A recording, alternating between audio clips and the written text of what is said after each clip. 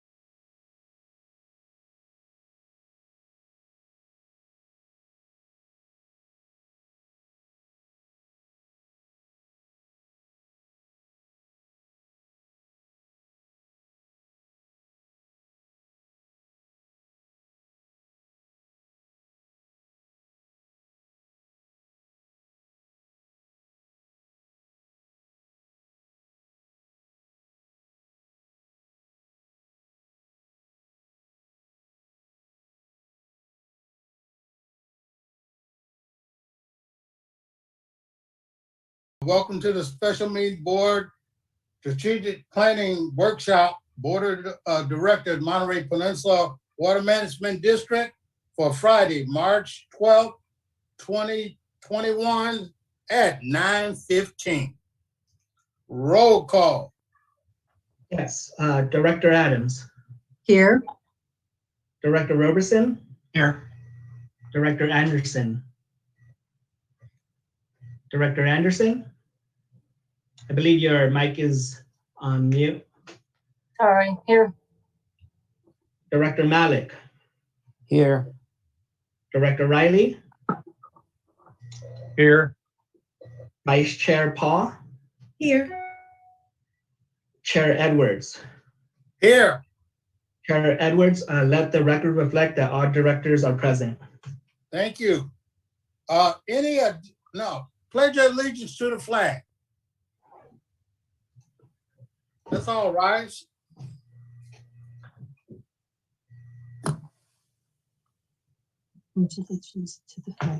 I pledge allegiance to the flag of the United States of America and to the republic for which it stands, one nation, under God, individual, liberty and justice for all.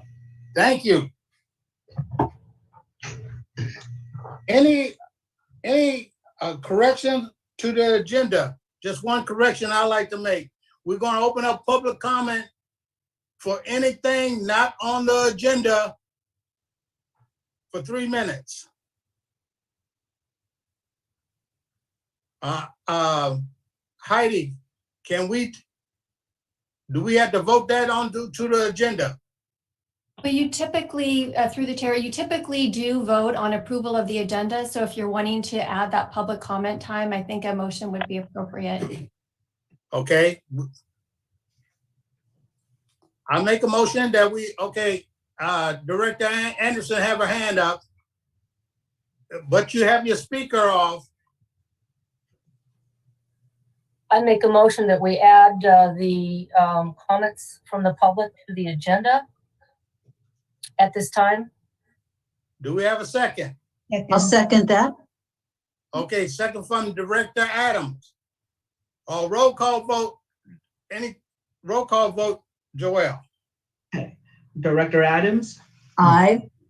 Director Roberson, Yes. Director Anderson, Yes. Director Malik, Here. Director Riley, Aye. Vice Chair Paul, Yes. Chair Edwards.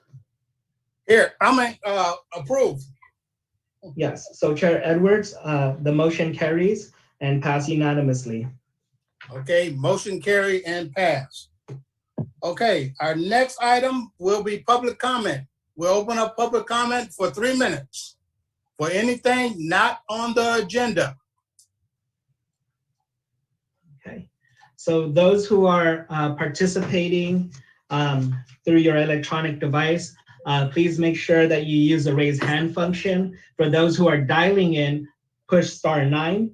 In addition, if you are calling in and also viewing the meeting through your electronic device, I ask that you lower your device volume to limit any feedback that may be transmitted when you speak. For those calling in, I will identify you by the last 3 digits of your phone number. So let me go ahead and see who we have on the attendee side.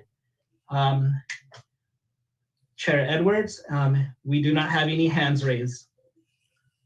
Thank you, Joelle. Okay, public comment is closed. Now I'm going to turn it over to our general manager and Dr. Garcia.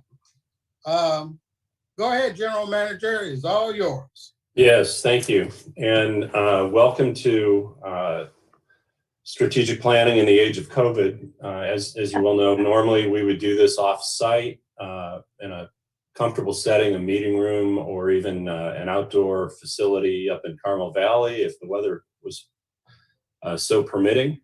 So thank you all for endeavoring to make this work well. By way of introduction, we have Dr. Richard Garcia, who's going to be our facilitator. I believe all of you have now spoken with him doing pre-interviews. So it will be a familiar voice, but now you'll see his face for those of you who haven't met him before. This is your meeting. as the board.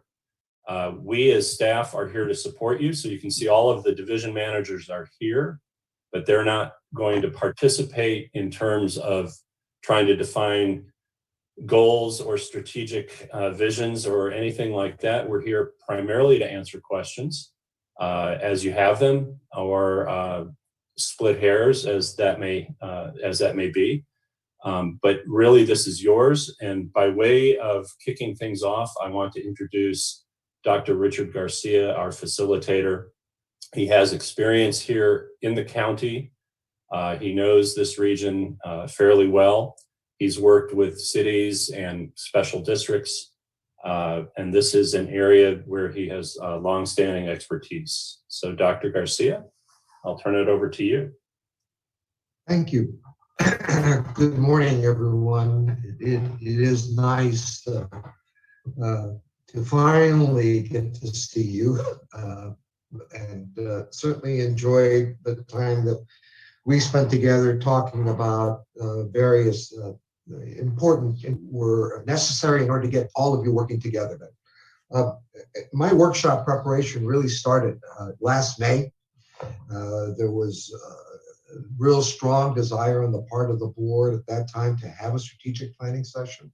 Some board members were very willing to meet in person despite COVID. But eventually, as things developed, the workshop was postponed. In the interim, we have now 4 new directors that, in my opinion, are highly qualified and very committed to the work of the district. And I think it's going to benefit everyone. And of course, we have the seasoned directors, long tenures, and the newbies.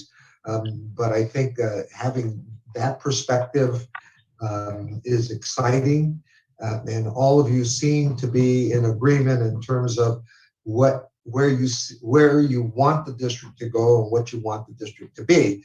As individuals, we don't have a consensus as a group, but at least you're all thinking forward and not holding on to the past, and that's, as I said, very, very exciting. I want to make it clear that all the information that was given to me in my interviews has been aggregated for presentation. So you don't see anybody, unless you volunteer that you are the person who made a particular statement.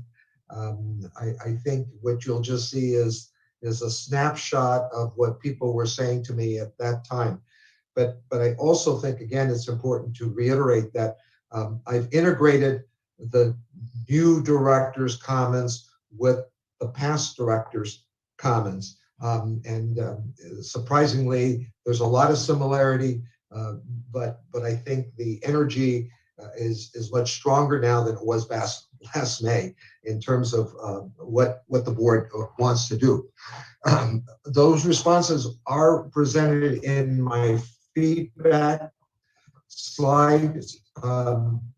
What's important about that is that the feedback slides represent what the board was telling me. And once again, I don't know if you've shared this information with each other, but at least now you'll get a sense for what was said to me about important issues, the district, and the future. The good news is that the board continues to support a strategic planning effort. And that is a very good thing. The bad news is we're doing it by Zoom, and I was very grateful that I'm not hosting this meeting, because I don't think I could have done the job that Joelle did in getting us all together. And so 15 minutes is I think a price we have to pay to move this thing forward. There's a lot to cover, but as Dave said, it is really important for you to interject yourself. And I do have the agendas, et cetera, and we're going to try to work our way through. But I want to remind you, and I know you've been down this path before, that the value of strategic planning in my years of experience and what the literature says, et cetera, is really the process. People working together to come up with a plan, but plans change. Yeah, and I think we have to recognize that, and COVID-19 has shown us that. The district had plans, a year ago in January, and look what's happened to them. But we're adapting, and some of these things are challenges that really make us better. One as individuals and two as a group. No, that's not me. So, so as I said, please feel free to interrupt, ask questions, and with Dave's assistance, we'll try to respond to all of them. But the challenge really for me is keeping this thing moving. I can call in. So I'm supposedly. George, there we go. I muted his mic. Thank you. Are we okay? Yes, we are okay, Dr. Okay. We're good. We're good now. Okay. All right. So I mentioned the agendas. Joelle, could you kind of put the first one up there for me? I did provide you the next slide, please. I did provide you with copies of the agenda, and it hasn't changed significantly, but there is a slight change on the front end that I hope to introduce. But you can see from the agenda, Chair Edwards, we had put the public comment at the end of the meeting, and so that's still on the agenda. So hopefully, as we wrap up the meeting this morning around noon, you'll allow some time for public comment rather than in between the various steps. I'm estimating it might be a little later than that we'll break at 10 and then continue on. The real goal for today is to get you to provide me with some statements on vision, mission, values, goals, objectives. And then the strategic initiatives and the priorities will come later. But that's what I'm hoping to accomplish by noon today. Go to the second, next slide, please. On the 26th, what we're going to do is we're going to take those vision, mission, goals, and objectives and revise them, narrow them, discuss them, but hopefully get you to focus on what the actual goals are for this district, and also what the short and long-term objectives you want them to focus on, and which is always the challenge, is getting some priorities for all of these things, because I think Dave already said it to me a few times since we've begun this process, and that is, yeah, this is all great, but we still have a lot of other things that we have to do. And so now we have to tell them what are the most important things that you think they need to do, recognizing that there's still a lot of work that's going to be done. So once again, on the second day, we'll have public comment at the end, closing comments, and then we'll try to adjourn by noon. This is an ambitious agenda. Some of this may have to carry over to subsequent meetings as we work through it. But our goal is to get this done soon so that the general manager will have some direction, and also this will fold into his performance evaluation that will come next December. Are there any questions, any comments? Dave, I don't know if you want to add to it. No, I think that's great. I do want to point out that we will have a break at 10. That may move around a little bit. If you need a break in between, feel free to go ahead. Also, I want to let you know that we have 9 attendees that are not George or Sarah Reyes. One is a staff member, and the others are all member of public. So that would be 8 members of the public who are listening in. Thank you. Raise your hand. Thank you. I do have a question. As I look at the March 26th work, that we would set short and long-term objectives and priority setting. Will we be developing an action plan, or would the action plan and timeline be something that is delivered to the staff? I don't anticipate you developing an action. Or for Dave, actually. Oh, okay, sorry. No, I Yeah, don't know which. Yeah, I do not expect you to deliver a fully blown action plan, but we will take all of your priorities in terms of goal setting and strategic vision, and then we will develop one.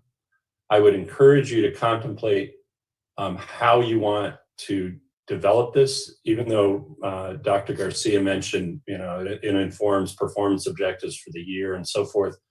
I found that strategic plans that look at near term and, well, I don't want to say long term, but medium term, we've done 1 year and 3 year goal setting before. And I've never liked public agencies that set goals only for the year, and then every month or every other month they do a presentation on how we're doing relative to those goals and so forth. Many of these goals are 2 to 3 year objectives, or will have 2 to 3 year objectives. So, as this evolves, just think about what you really want your strategic planning to reflect. And then Joelle is going to go through the transcript, and we will work together through our notes. Sarah's taking notes, I'm taking notes, Joelle's taking notes, and evolve a document for you. Great. And then you can go back over it. Yeah. Supervisor, Director Adams, I'm sorry. I just would like to add that I do encourage you as we set the objectives to think in terms of timelines, and we'll talk about that. In other words, to just state an objective without having some parameters in terms of accomplish the objective is not really going to help staff in its action planning. So if the directors were to set an objective of some sort, I think you should think about when you would like that objective accomplished, and then you can get staff's feedback on whether or not that's realistic, not realistic, etc., and can be adjusted or agreed to.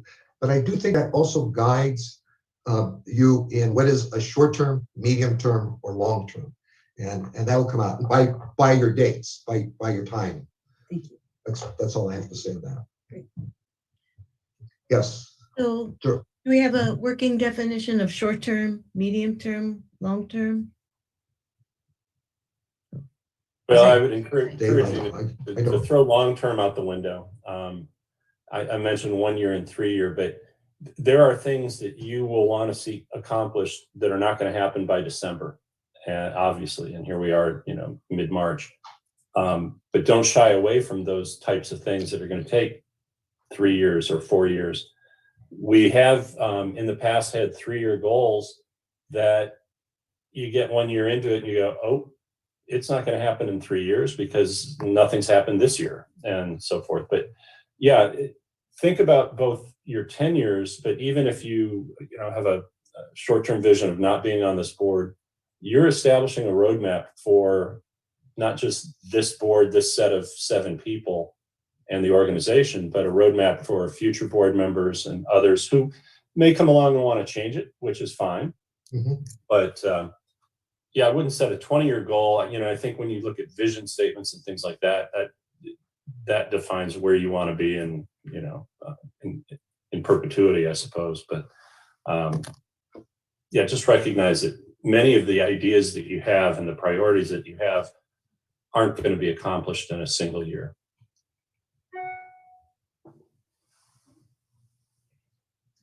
Director Anderson? Yes, I have been looking at the strategic goals that were established in May of 2019, and there are 7 developed goals, with many subpoints in them. And I don't know if it would be helpful for us to look at those and know what we can cross off the list, or, some of these things, I don't know, a few of them I don't know anything about. So is that going to be helpful, or are we going to, just so we don't, repeat ourselves? Director Anderson, that's a great question. This exercise, so about a decade ago, the board said, we don't want to do facilitated strategic planning, meaning we don't want to have an offsite. We don't want to have easels with writing our thoughts on and coming back and prioritizing and what have you.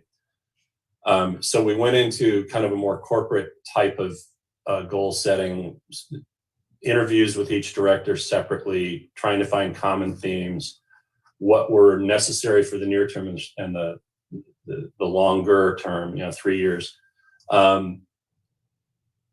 The new board that got elected primarily in 2018 said, I'm uncomfortable with that. I think we should have more interaction, more discussion.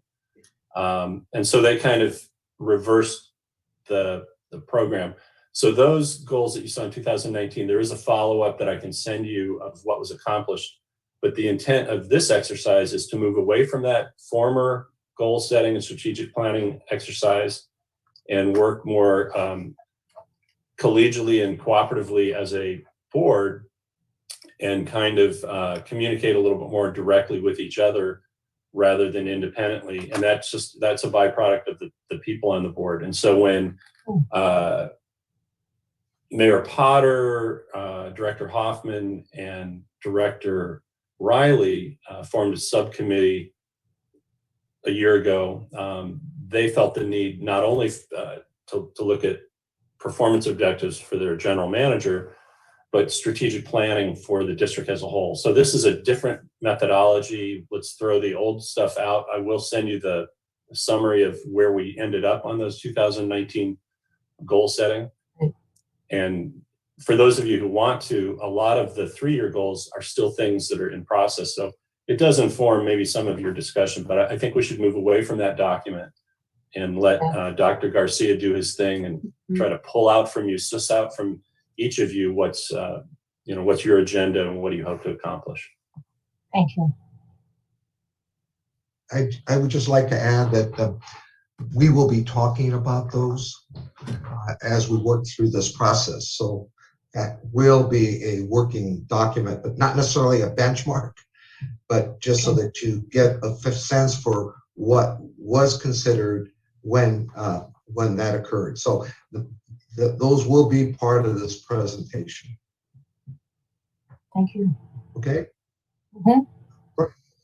I'd like to then now move on to the feedback portion of this presentation. So Joel, next slide, please. Joel, I'm sorry. And sorry to interrupt. I just want to let you know that George Riley is now in as a,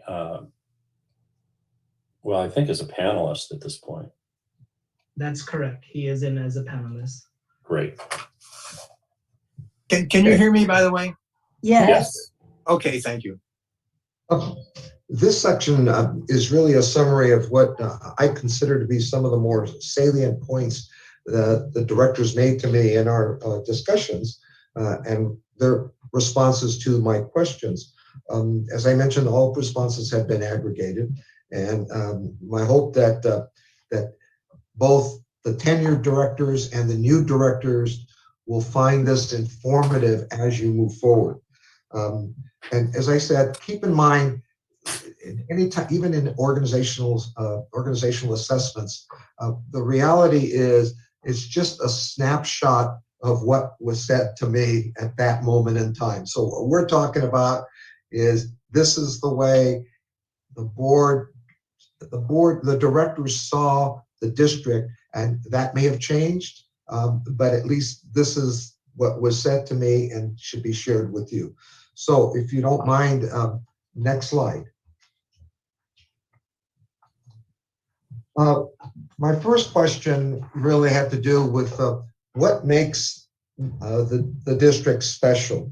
And what directors had said to me was the district is a resource manager and regulatory agency. It's responsible for permitting and developing, augmenting, and expanding sustainable water supply. It fosters scenic values, environmental protection of the Peninsula and the Carmel River Basin, and again, which was mentioned as Measure J. All right, next slide. And if you have any questions on any of these, please feel free to raise your hand and we'll discuss them. My next question had to do with the district moving in the right direction. And the response was that strategic planning offers the opportunity to brainstorm, the future direction of the district. Yes, the consensus was it is moving in the right direction, but should we be taking it further than where it's been? Could the district, well, the district could be a water leader in the area by getting out in front of water issues and taking charge. I will say to you that was more of a theme in May. There was a sense that the district needed to be a leader, provide leadership, and there's a lot going on in Monterey County with respect to water. So I'm not quite sure if any other of the partners that you have also want to be the leaders, but the board did feel that you weren't asserting yourself enough. And the district could be more proactive and directive with state regulators. Again, that was a theme on the prior board. I don't know if that's changed, but there was a sense that that needed to be emphasized more. Next slide. Dr. Garcia, Mayor Yes. Robertson has his hands raised. Okay, sorry, go ahead. Yeah, Hi, I see. nice to see you on Zoom and enjoyed talking to you.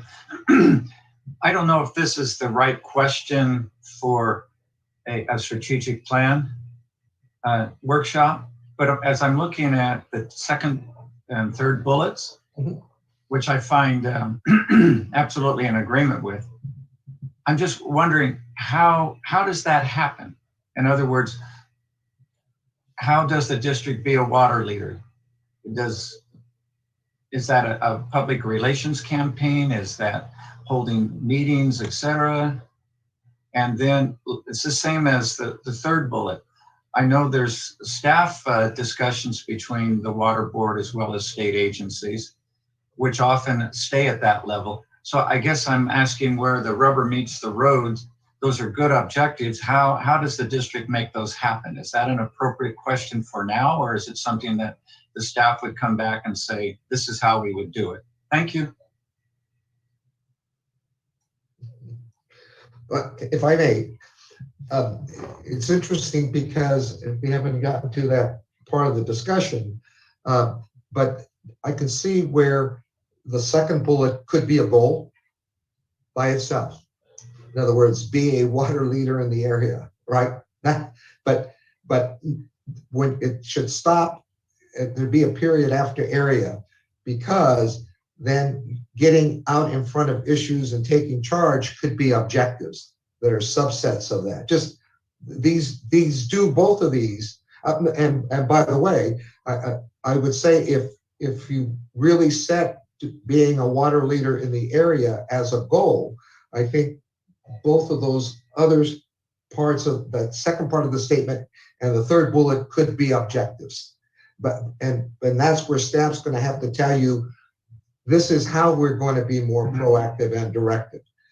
But that really is, and by the way, it may not be stated that way. It may be stated by action statements on how that will be accomplished. Is that making sense? Yeah, the key part there is for the staff to come back. And before we leave that, it's 2 points here. One is, as a 35-year Monterey school teacher, I've seen strategic plans, but in education, implementation. I don't know where I read this, or maybe I don't think I made it up, but government or organizations are really good at making plans, and they're terrible at implementing them. So I've seen many, many goals and objectives that look good on paper. So again, it's the question of how do we make that happen? That to me is the key. Okay. Director Anderson, I'm sorry.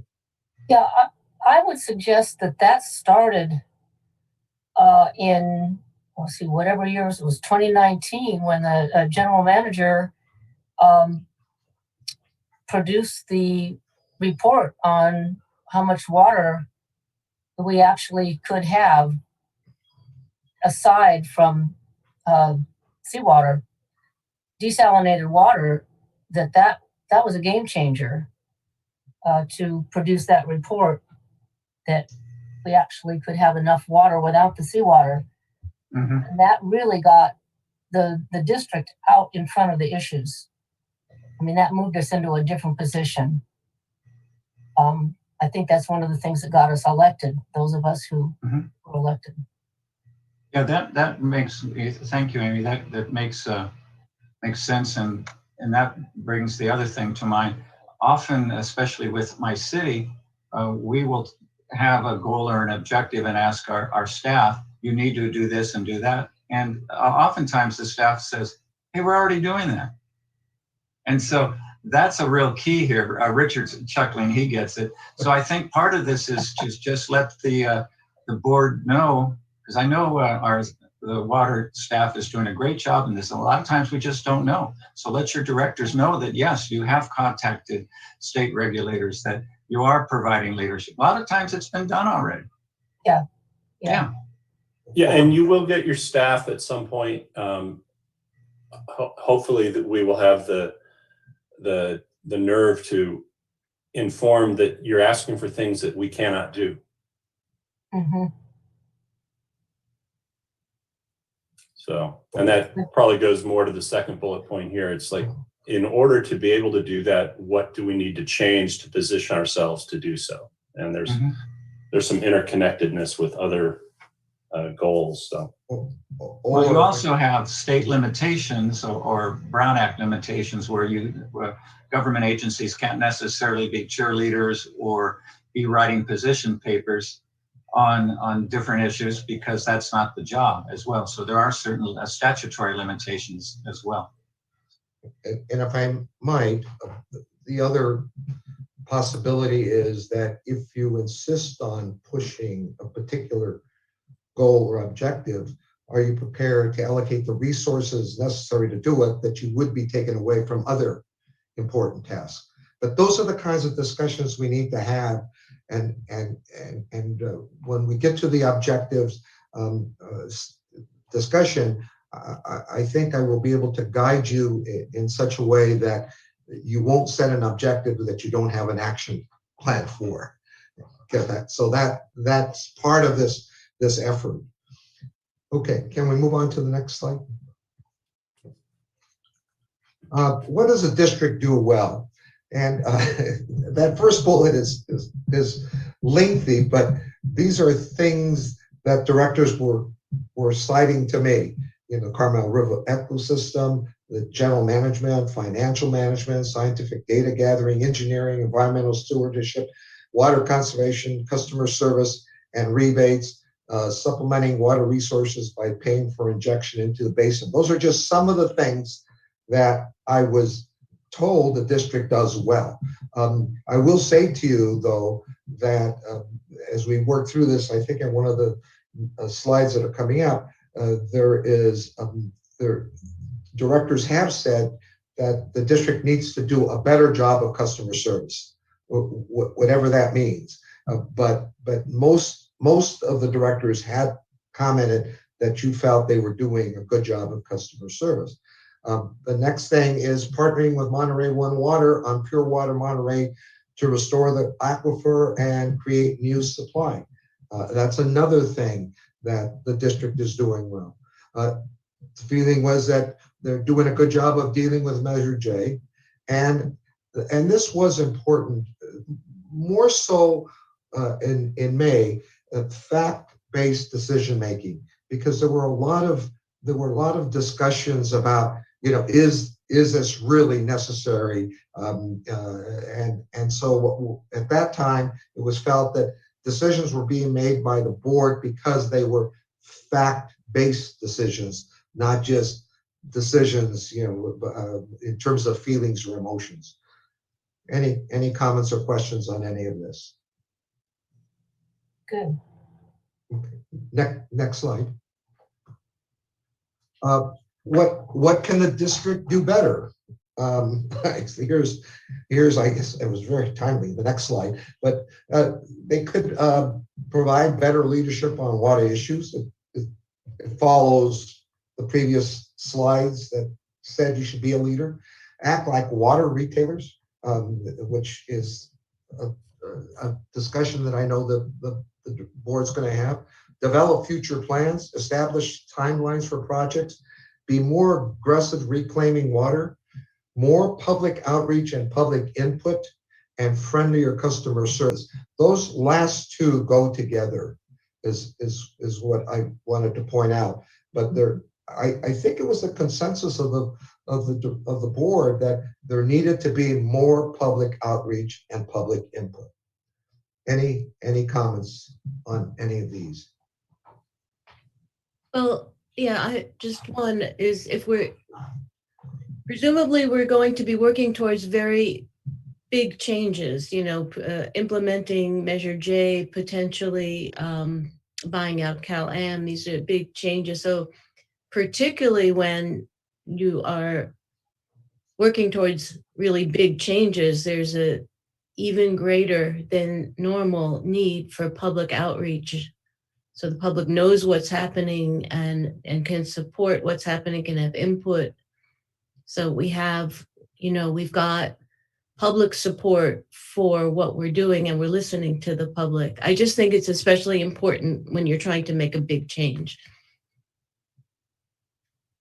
And I feel that your colleagues agree with you on that there is a need for more public input, especially if we're going to make change. On the other hand, there's always the reality that the public may not agree with you, but at least you're talking about it. Right. May I ask a question? This is Safwat. Yes, is that how? Haley? Yes. How Okay. do you do the public outreach and public input? Is this done on district by district, or is this done by the entire organization? Dave? Yeah, I think we're talking on the broad scale as the organization as a whole, so across the jurisdiction. I can tell you that there have been directors who have taken a lead to do more in their voter division. I've encouraged directors to hold, office hours at a coffee shop from time to time, or to come speak to their city council. Some have, and some don't. But the broader scale public outreach is really what does the district represent as a whole? And I think that's really what we're talking about here in terms of outreach and in some respects, the response to Director Paul's comment just a minute ago. Thank you. I just ask a question, Dave and Richard together. So as a strategic planning session, should we feel free to have our mics open and have comment back and forth and conversation around some of the questions and discussions that are happening? Or would you prefer that we continue in the vein that we are, where it's a directed question and a directed answer from you or Richard? What do you think?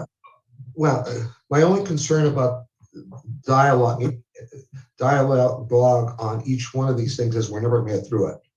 Yeah. So I think That's good enough answer. I would rather that we can at least get through a slide, and if somebody has a comment, but that this is in fact stimulating some thought on your part as we get into the meat of the planning session. So I don't know if that answered your question. Yeah, I'm going to echo that. Yeah, I get it. Yeah, the first phase of this is kind of Dr. Garcia reporting back to you what he's learned and where the district kind of sits. As you begin to look at examples of vision and mission statements and then get into goals and objectives, it can become very conversational towards the end of today's session. And Got it. time permitting, I want that. And that's the beauty of offsites. And Mhm. Mary, you've probably experienced that. You know, when you're together, it's a lot easier to have sidebar conversations and then group conversations. But I think that will happen towards the end of this. Good, thank you. And you should make notes as we go through this, because these are things we can discuss as we work our way through this. Okay, next slide. The question here was really, is there a need for a strategic plan? And as I mentioned earlier, the directors felt that it defines the future direction.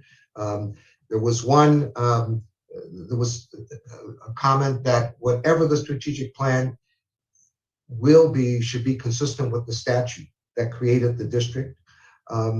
It's a way to determine if the district will manage and or deliver water or just regulate the water.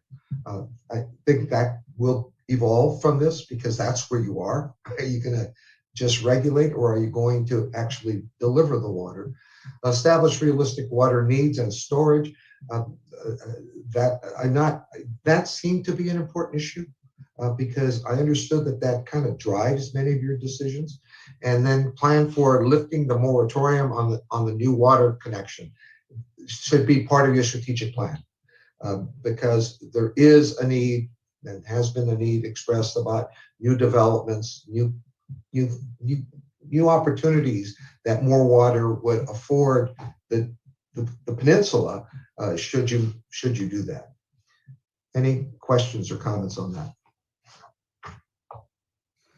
Okay, next slide, please. The board role.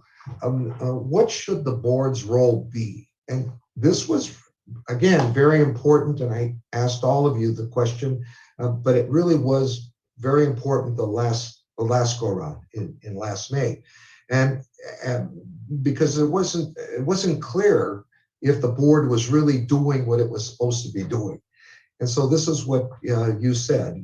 It should set policy, the future direction and priorities for the district. It should ensure the district operates within the law and is transparent. And that transparency was very, very important. It should give the general manager single direction and hold him accountable. It should tighten up on its investment policies, and it should think more broadly about and involving the community. Both thinking about, not forgetting that you have a customer base that you serve, and involve them is what was being said. Yes, any comments? Question. I suspect that the bullet point about tightening up on investment policies is something that maybe came up back in May or before the newer board members joined, and I have no idea what that is about. Yeah, I think that's probably true. We did actually tighten up on the investment policy. We got rid of reverse repos and some collateralized mortgage obligations. We brought that to the board. So that may be a legacy director's comment. Okay, thank you. I also should, I'd like to add that bullet 3 here, giving general managers a single direction. It was made clear that the board's role is not to micromanage. I think it's important to point that out, that there's a sense that at times individual directors may assert themselves as individuals rather than as a board. So, and that's always a policy issue.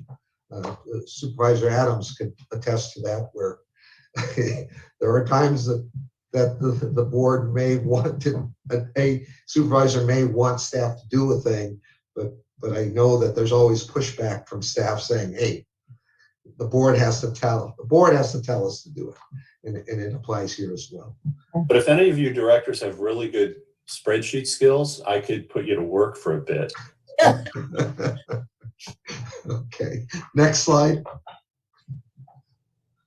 What should the board focus on? Long-term sustainable water supply, implementing Measure J, a lot about that. Community engagement on water needs and required resources. cost reduction of water on the peninsula. And that was mentioned on many occasions, that apparently the peninsula pays more for water than any other place in the country. Maybe that's wrong, but this seems to stick with me. Expansion of pure water Monterey is another thing that the board should be focusing on. Restoring the Seaside Basin aquifer to eliminate overdraft conditions, and water supply versus water demand. Any thoughts, questions? What is that last? Water supply versus water demand. Yeah, what is meant by that? Well, I've not been privileged to sit in on any of the interviews, but I suspect it's a lot about resolving this complete difference of opinion as to how much water is needed to meet the demands going forward, and whose view of the future growth of the peninsula is correct, and what does that dictate. So I think the whole idea is balancing. Your supply should be more than enough to meet demand, to meet peak demand, and to meet future demand. And there seems to be a significant difference of opinion between the water provider and the resource planner, us being the resource planner, as to what that is. Okay. Affectionately referred to as the Stolt report. The Stolt memo. Yeah, most of us want battleships or schools named after us, but I got a memo. By the way, that is exactly how it was stated. As Dave explained it, is that there really isn't a clear understanding how much water you need to meet demand, and it was felt very strongly that the board had to address that issue. So, George here with a comment, please. The bottom one, next to bottom one, the Seaside Basin, that's a separate jurisdiction, for one thing. So it's not that the district has full jurisdiction and able to restore whatever. We have to work in partnership with another public agency. I just want to point out the difference between where the board has jurisdiction or the district has jurisdiction and where it does not. And I just want to point out that here's one place where we have to work with another agency. Mm-hmm. okay. Thank you. Next slide. The next slide is the board working relations. The question is, how well does the board work together? Clearly in this go around, the board, those that I interviewed felt that the board is working well together now. They need to have a common vision, mission, and community focus. Notice that community theme keeps running through this. Need to be collegial, respectful, professional, collaborative, and cooperative. Need to be mindful about decision making and the long-term impacts of decisions. It wasn't just the decision you make now. What is the long-term impact on the peninsula based on the decision? And for whatever reason, I get the feeling that hasn't been a part of your decision-making process. And you have to understand and appreciate the differences of opinions and viewpoints. And that really will play out for all of you as you move through this. There was a discussion the last go around that you needed to be more of a team. And the reality of that is that a director said, I'm not so sure that you have to be a team, because people have to have their own opinions. But I do believe that ultimately you have to have consensus about the decisions you make and the direction you want to go. So, but I thought that was an interesting comment made, because we always say we've got to be a team, and the thing is, well, yes, to a point, but we still have to have our own opinions. Any comments, questions? Okay, next slide. Communication. This did come up. It came up both times. This time around, it's hard to communicate because the Brown Act limits community, to committee board meetings. We can't really get a sense for think and not so sure that people truly express.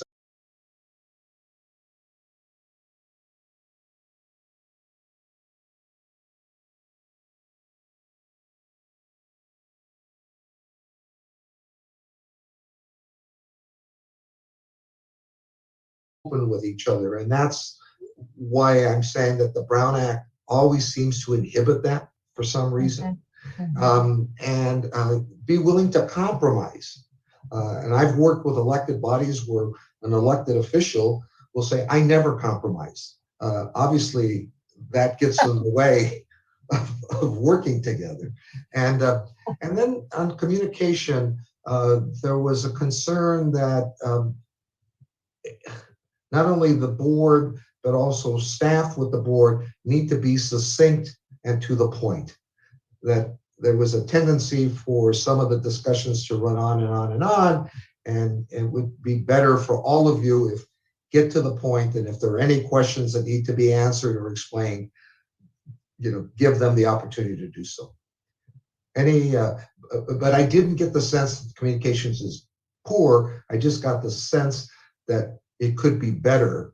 And Dave and I have talked about that because he had mentioned things like briefings before your board meetings, and I've worked with other agents, other public entities where council has said to them, look, you can get together, you can get to know each other as a group, just don't talk about city business.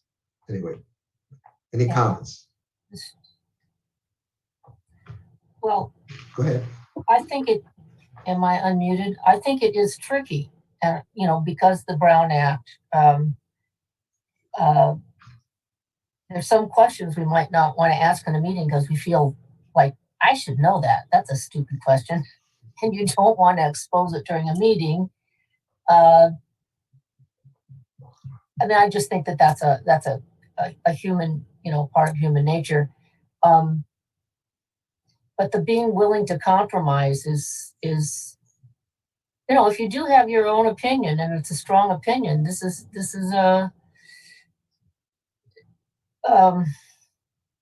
these things are tricky. That's all I mean to say is that you're talking tiny movements from one direction to the other of compromising or, sticking to your guns but I think that this particular board is working well together.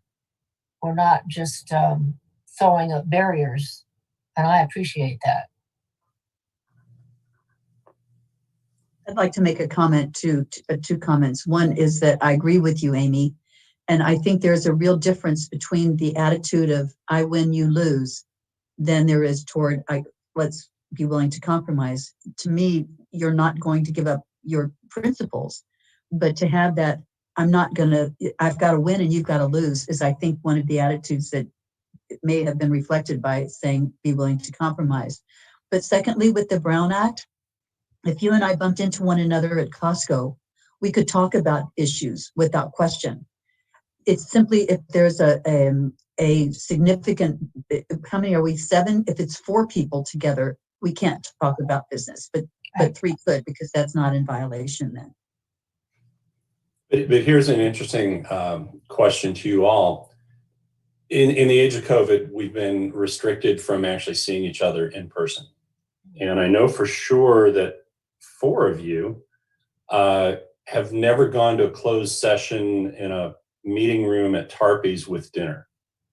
And I'm not sure if any of the 7 of you have actually ever, with the district, gone to a closed session pre-board meeting sit-down dinner where we discuss the closed session item, but also break bread with each other and have a chance to talk about other things.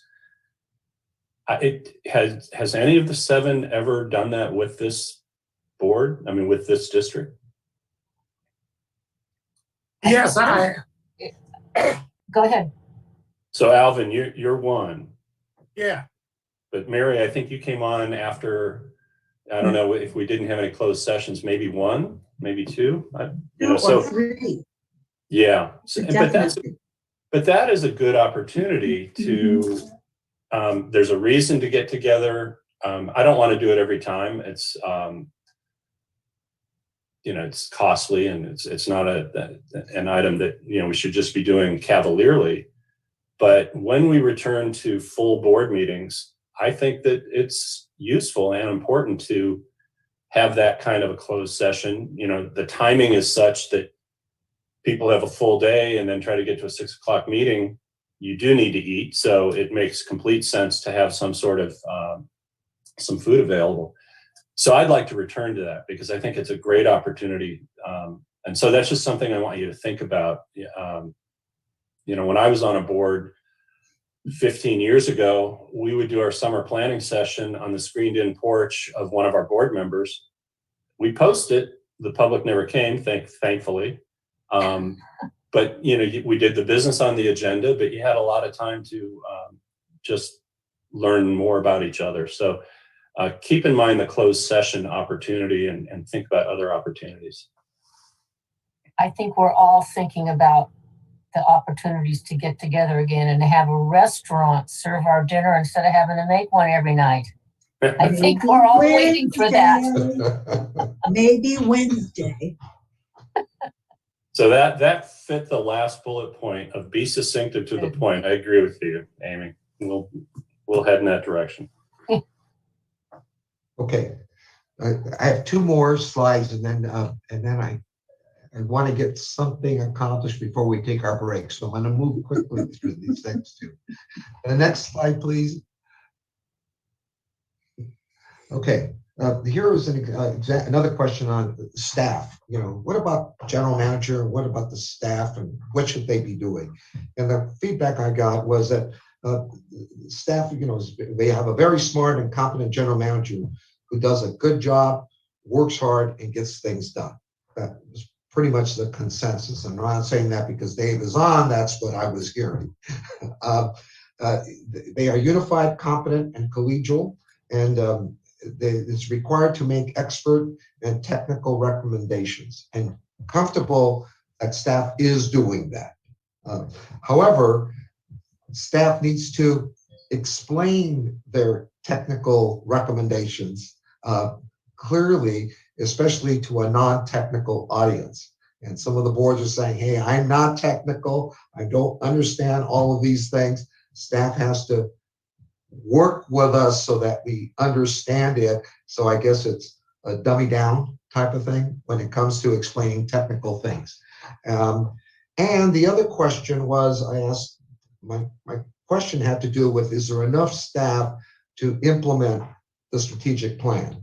Or if you were to do something dramatic, do you think you have enough staff to do it? And the reaction to that was there's enough staff to do what is currently required. But the question is, what are you going to require in the future? And that would also require the board to reconsider the staffing level and the design, the structure that you would require. Okay, my last slide. Next slide, please. Workshop expectations. Come up with clear path to the future and how to solve water issues on the peninsula. Develop the district vision, mission, values, goals, objectives, and priorities. Understand the director's interest areas of concern and how directors communicate with each other. And that was important. That thing is, really don't know each other as a board. We know each other, but not as a board. And that would be very, very helpful to get a better understanding of that. Discuss working relationships with Monterey One Water and how to move the SEIR forward. Discuss pros and cons of taking over CalAm. And that hasn't really come out, but that is linked to Measure J, if I remember correctly. Is that yeah. accurate? Yes. Discuss supply versus demand formula. That I think was something we've already touched on. And that ensure all voices are heard in creating a unified voice. That's so when make sure that everybody has an opportunity to express whatever their opinions are and their thoughts are before you go out and say, this is what we want to do. And so that's what we're working on here. And I think done well, allowing people to express themselves. Okay, that's the end of my feedback loop. Is there anything there that you want to comment before I do my next little thing, and then give you a break? And this next one won't take a long time. Any comments? All right, next slide, please. Dave mentioned that we've been in a bubble, and we've been forced to be in a bubble. And I've always done workshops. This is the first time I've done something like this. I'm always there. I'm interacting. I'm walking around, and it seems much easier. Although seems to be flowing very well. So before we go or get too far into the planning process, I thought we might imagine ourselves outside our bubbles and take a stroll down to the aquarium and walk around and look at the beautiful fishes, marine life, not necessarily fishes, at the aquarium.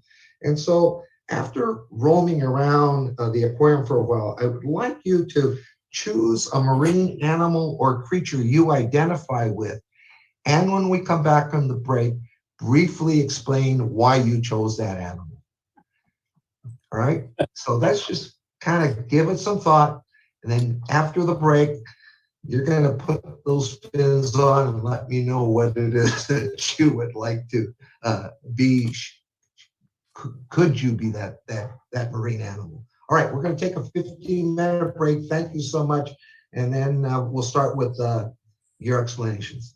All right. Yeah, so leave your machines on, and just, you can stop video and put it on mute. Okay, how do I do that? Stop video.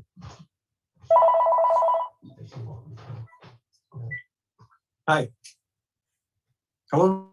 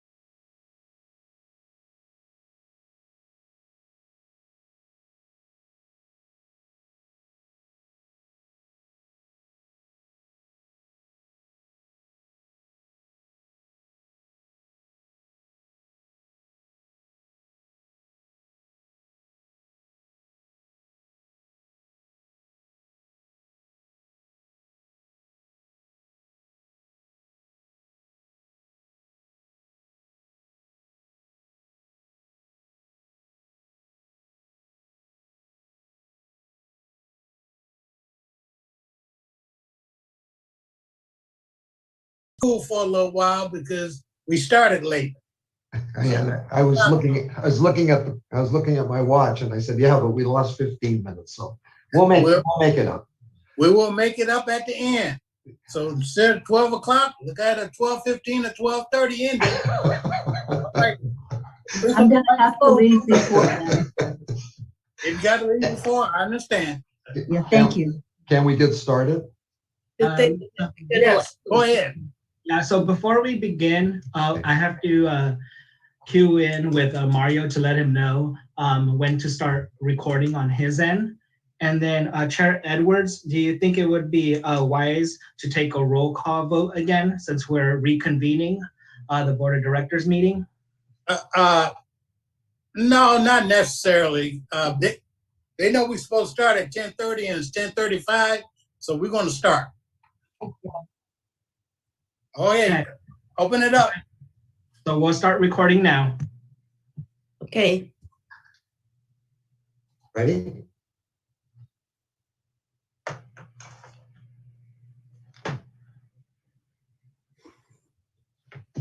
Can I begin? Oh yeah, go ahead, Doctor. Okay. Director Edwards, which is your choice, your marine animal? Well, I didn't think you'd choose me first. I'm going through. I'm going down the list. Well, ready. I looked at that shark on there. The reason I chose the shark, these days, people don't take you serious until you get out in the water and they say, be careful of sharks. That shark start chasing you and start biting on you, you understand that shark means business.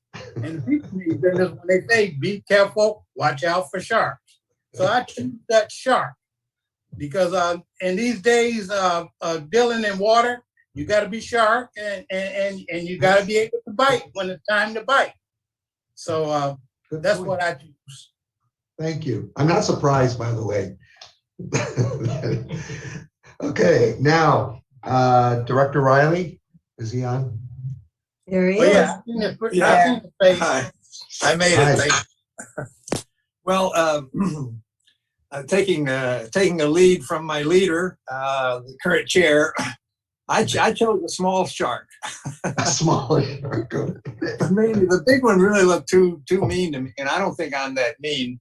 But I'm always looking for opportunity, and I thought, well, that's kind of how I took the shark, is looking for opportunities. It's true. Simple. Okay. All right, Director Malik, I'm sure swimming would do your back some good right now. My choice is, can you hear me? Yes. Sea otter. Sea otter is playful, Oh, okay. is having fun in the water. I do believe, I've not talked to my sea otter lately, but I believe that he is kind-hearted and responsive and eager to listen to other people's voices. That's it. And can bite your finger off if you're not careful. That I don't do. You could. Okay. Director Paul. Well, I chose octopus because from a video I saw at the aquarium, I understand that they're very good at reaching out and figuring out what's going on and where people are at, people, other creatures, and surprisingly good at problem solving. Ah. Okay. Okay. Director Anderson. Well, I didn't choose octopus because they're now showing up on all these menus, which always upsets me. I want to eat an octopus. They're very smart. I chose a dolphin. I love to swim. And at this stage of my life, I'm going to be selfish and I'm going to swim fast enough to get away from Alvin Edwards and George Riley.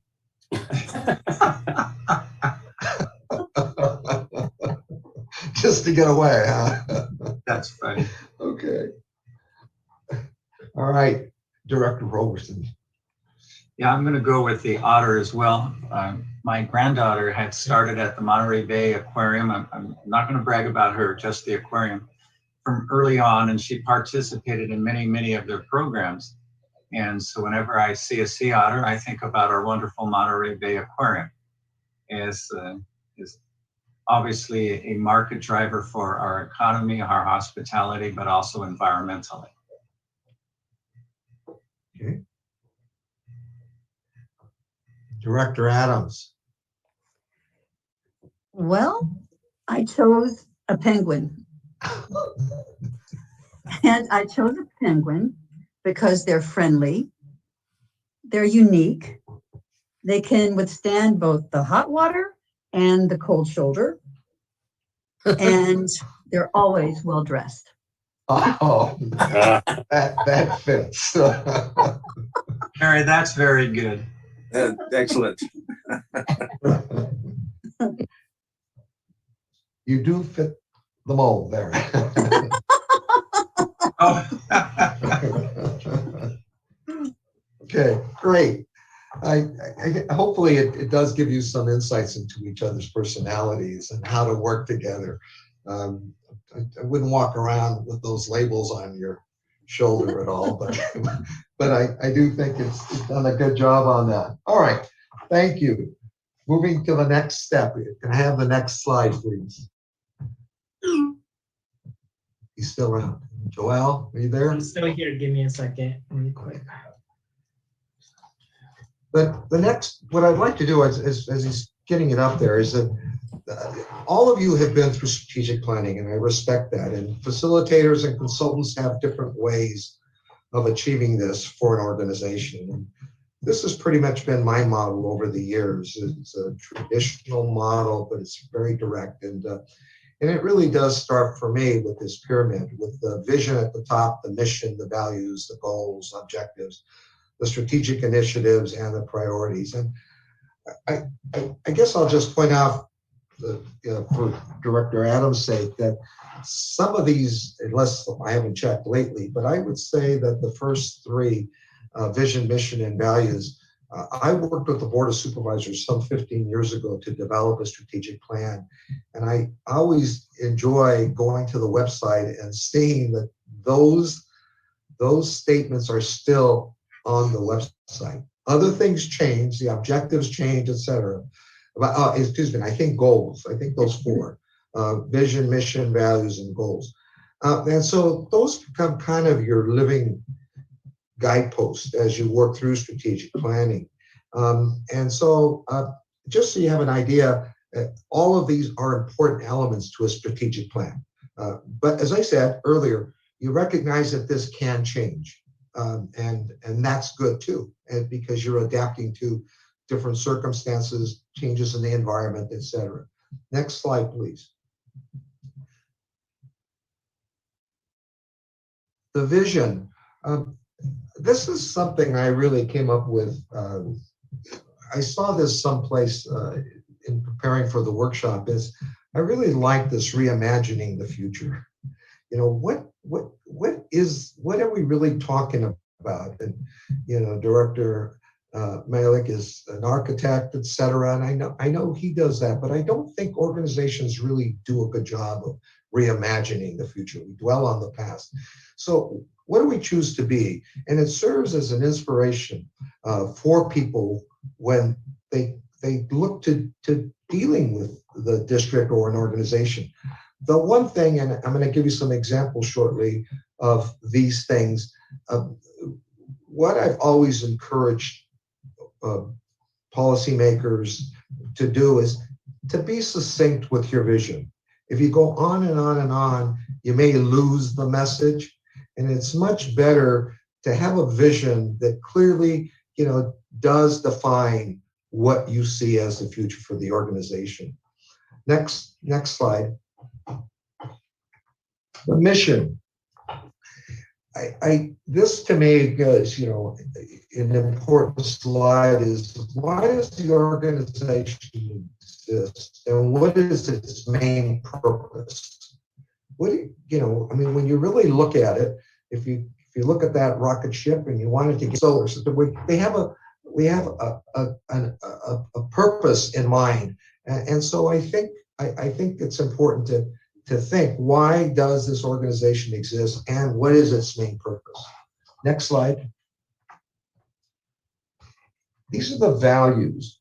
And I will say to you that there was one director who, although this is, as I said, part of my strategic planning model, but there was only one director who said to me, it really is important to articulate our values.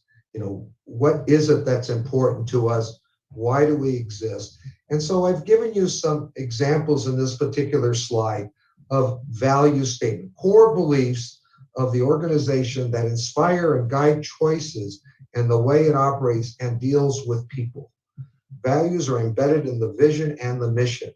And as I said, it was really one director who brought that up.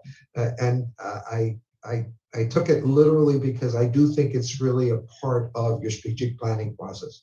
What do you really care about? Next slide, please. Goals. Okay, we talked about this a while ago, you know, but well, actually, no, we did. This isn't the same thing, because these are the long-range direction of an organization, consistent with its mission and vision. Typically, these are qualitative. And I think that's a very, very important distinction.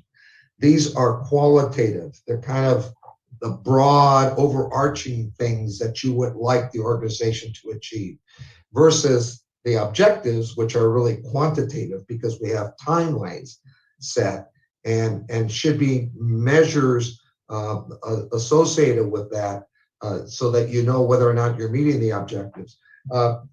And they're capable, goals are capable of embracing multiple objectives. So you can have an overarching goal with a number of objectives underneath. We'll talk a little bit more about that. What you have there is the World Health Organization's objectives. And I don't know if you can read them clearly, but you know, you talk about broad, no poverty, zero, I'm sorry, I can't even read it. Oh, why am I doing that? Zero danger, good health and well-being, quality education. See how they're broad? They're not telling you how to do it. They're just saying these are the things that we stand for and we want to pursue. Once again, I would say to you that you should not have 17 goals for an organization. Yes. You know, you want to set enough goals for them to focus on, and it's almost like your vision. If you have too many, you really lose focus on what you want to achieve. Okay, next slide. Objectives. You can see that these are targets that you're really trying to hit.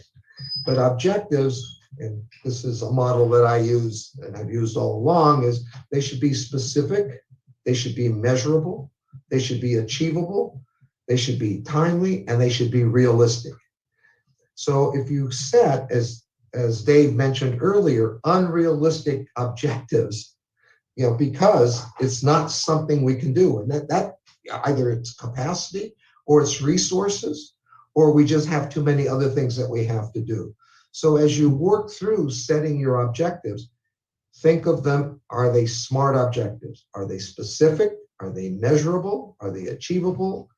Do they have timelines? And are they realistic? And the point there is, as I mentioned, these are the things that you will be evaluating your general manager on.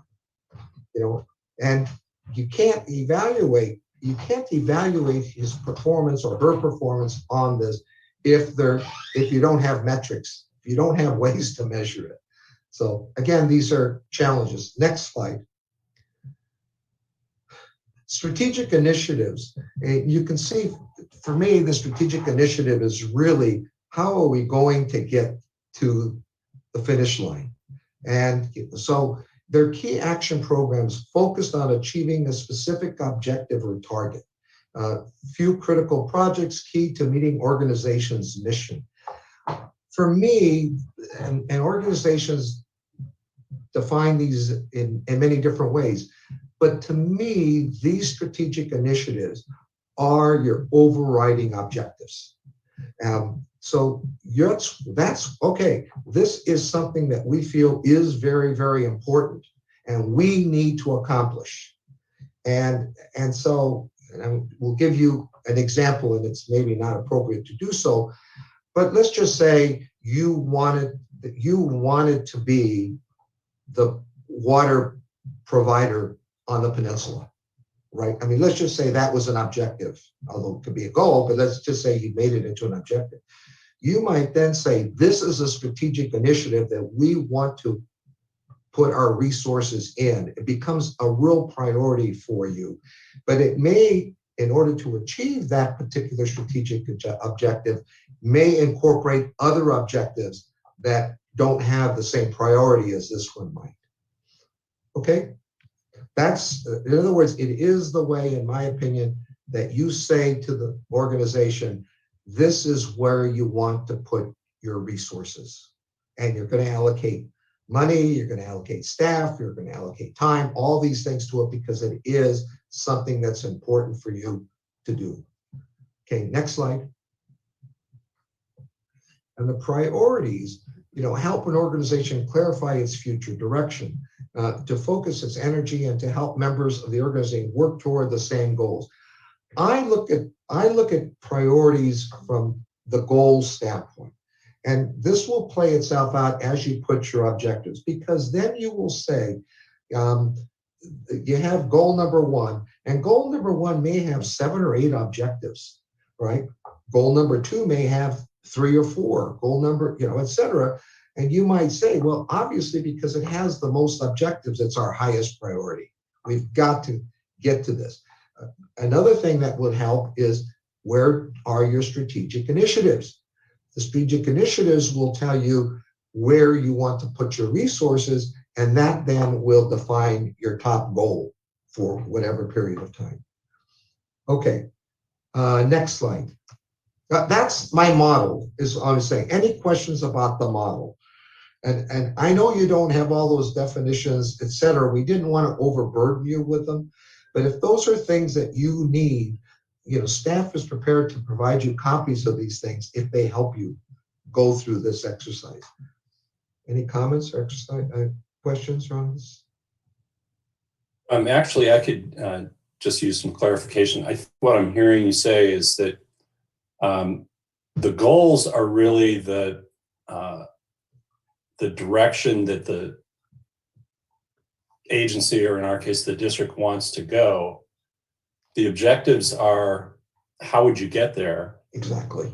The strategic initiatives are, well, how do we resource the path there? What can we afford to do, or which ones do we want to budget more heavily?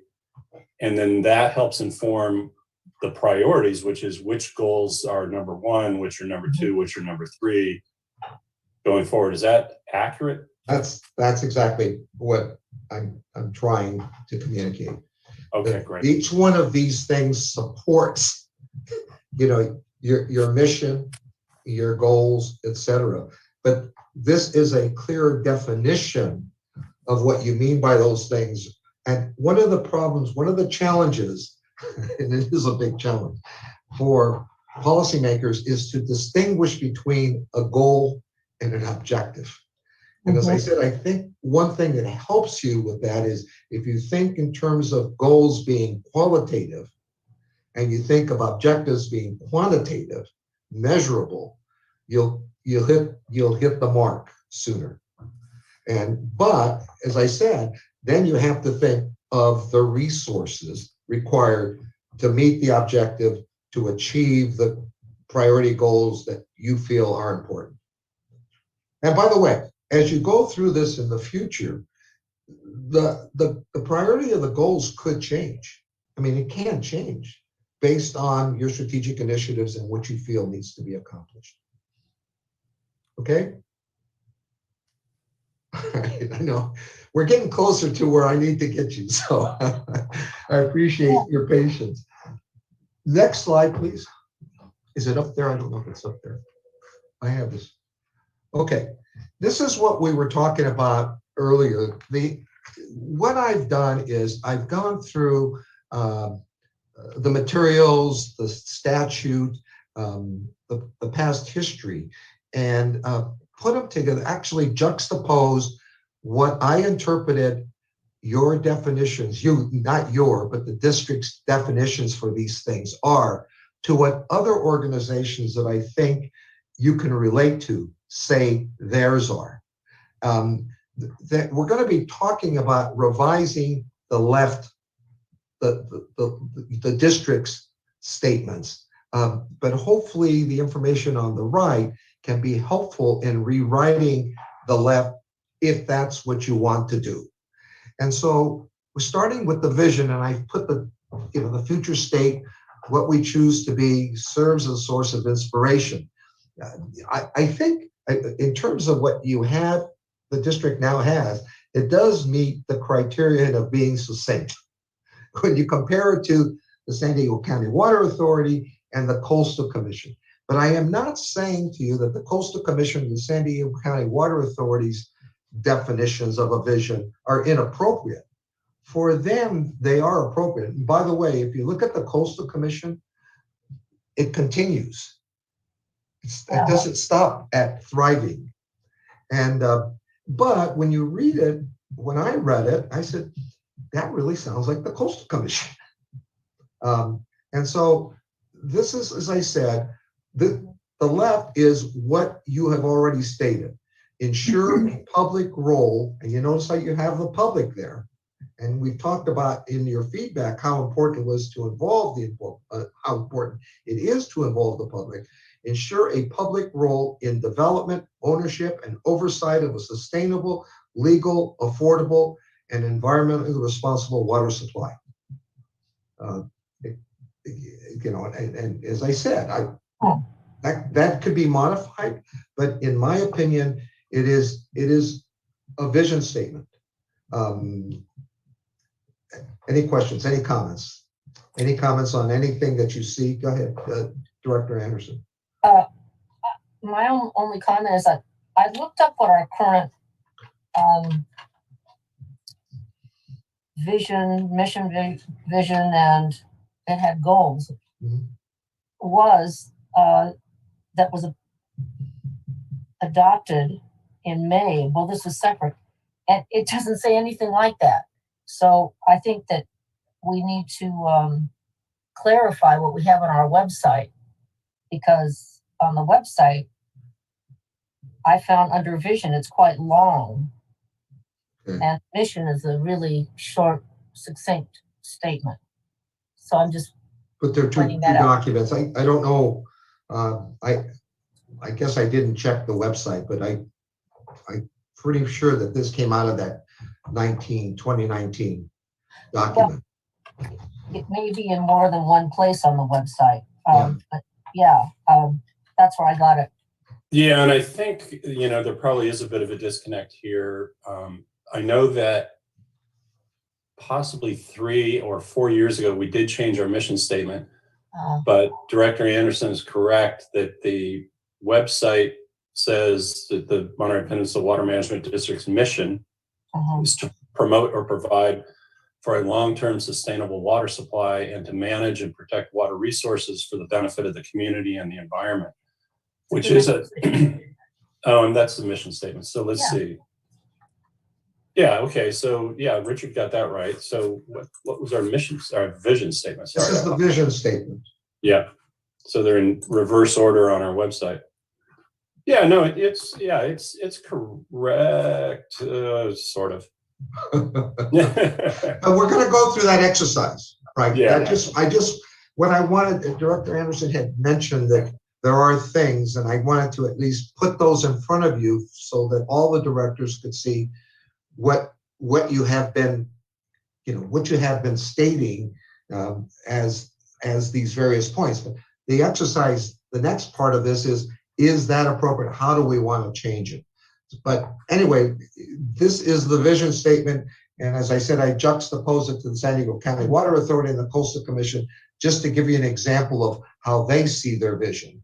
And there may be things in these other two that can be incorporated into yours. All I'm saying is that if I had been working with you to develop that vision statement, I would have probably said, that's a good statement, only because it is succinct and to the point. Next slide, please.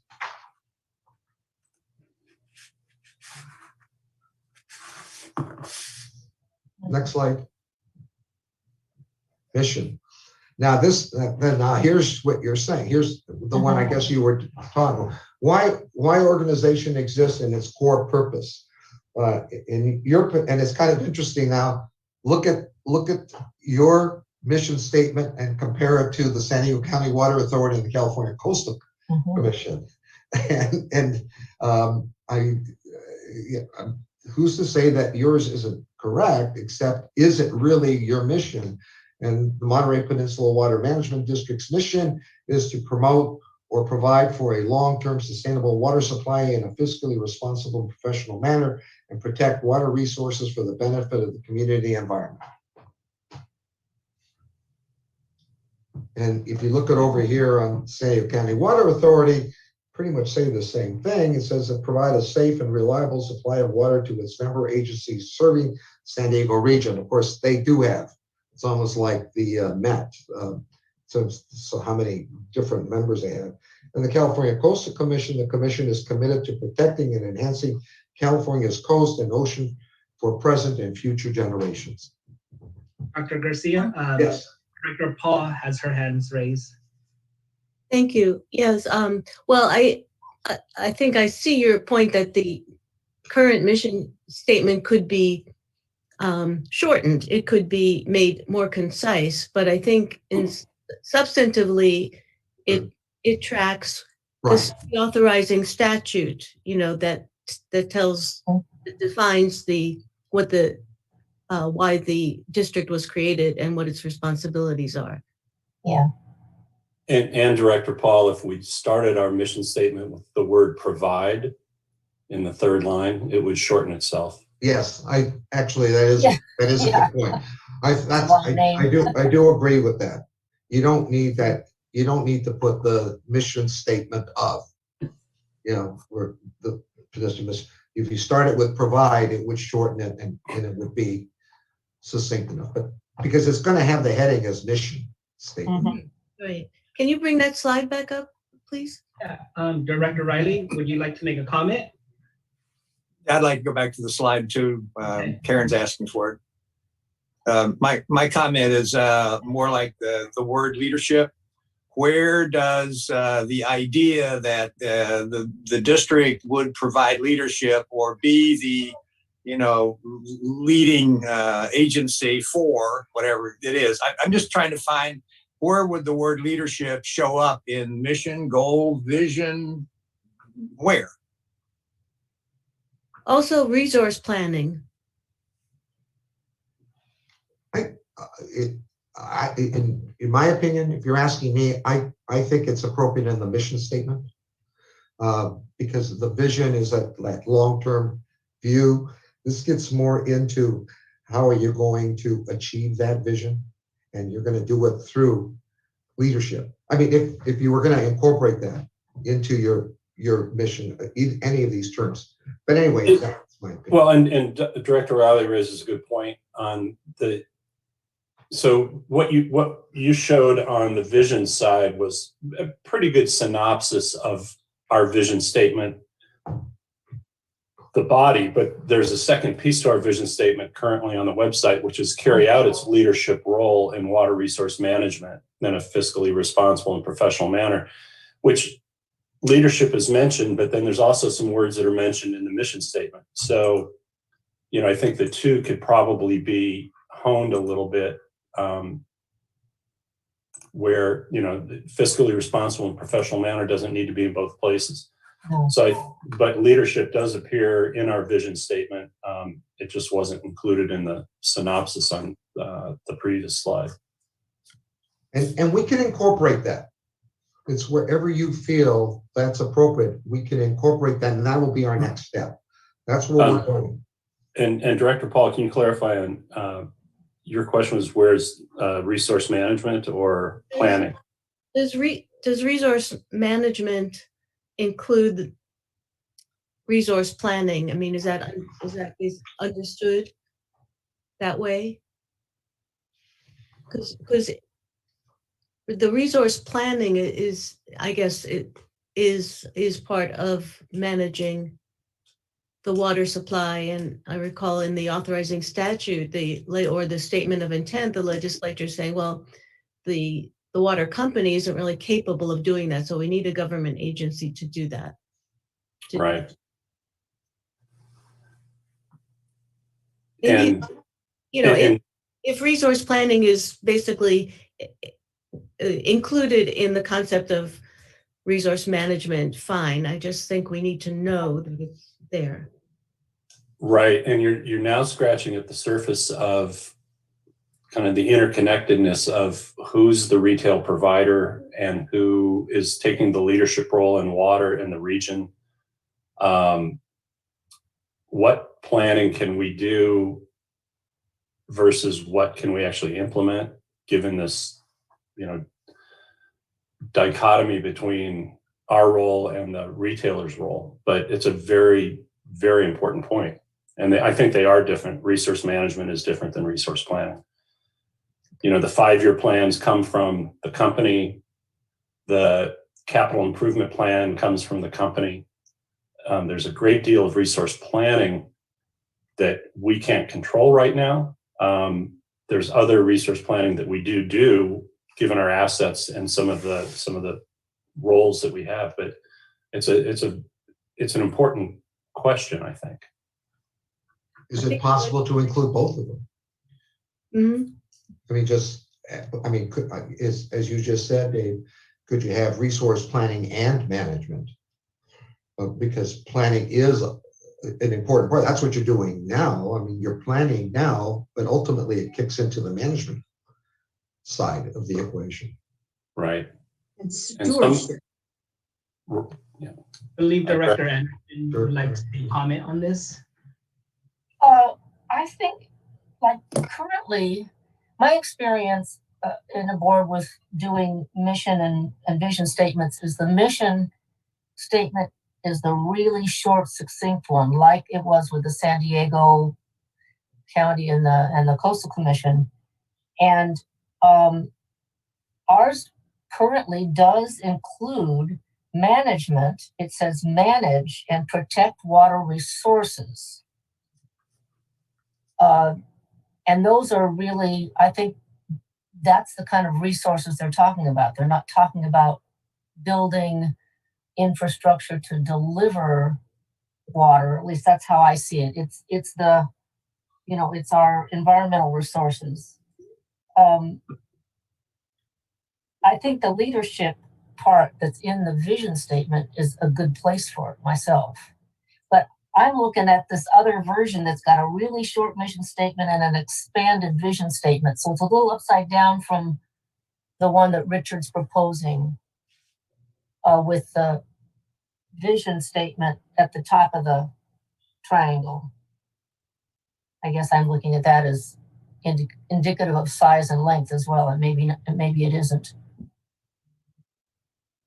No, this is good. I think what I'm hearing is, Richard, in the second session on the 26th, maybe we, I know we're focused on goals and objectives, but maybe we put the mission and vision statement up as the first two things to kind of resolve or vote on or prioritize, because I'm seeing a lot of similar language in both of them. And then when you look at the expanded one that we have on our website, which of the vision statement, the mission statement is basically the same.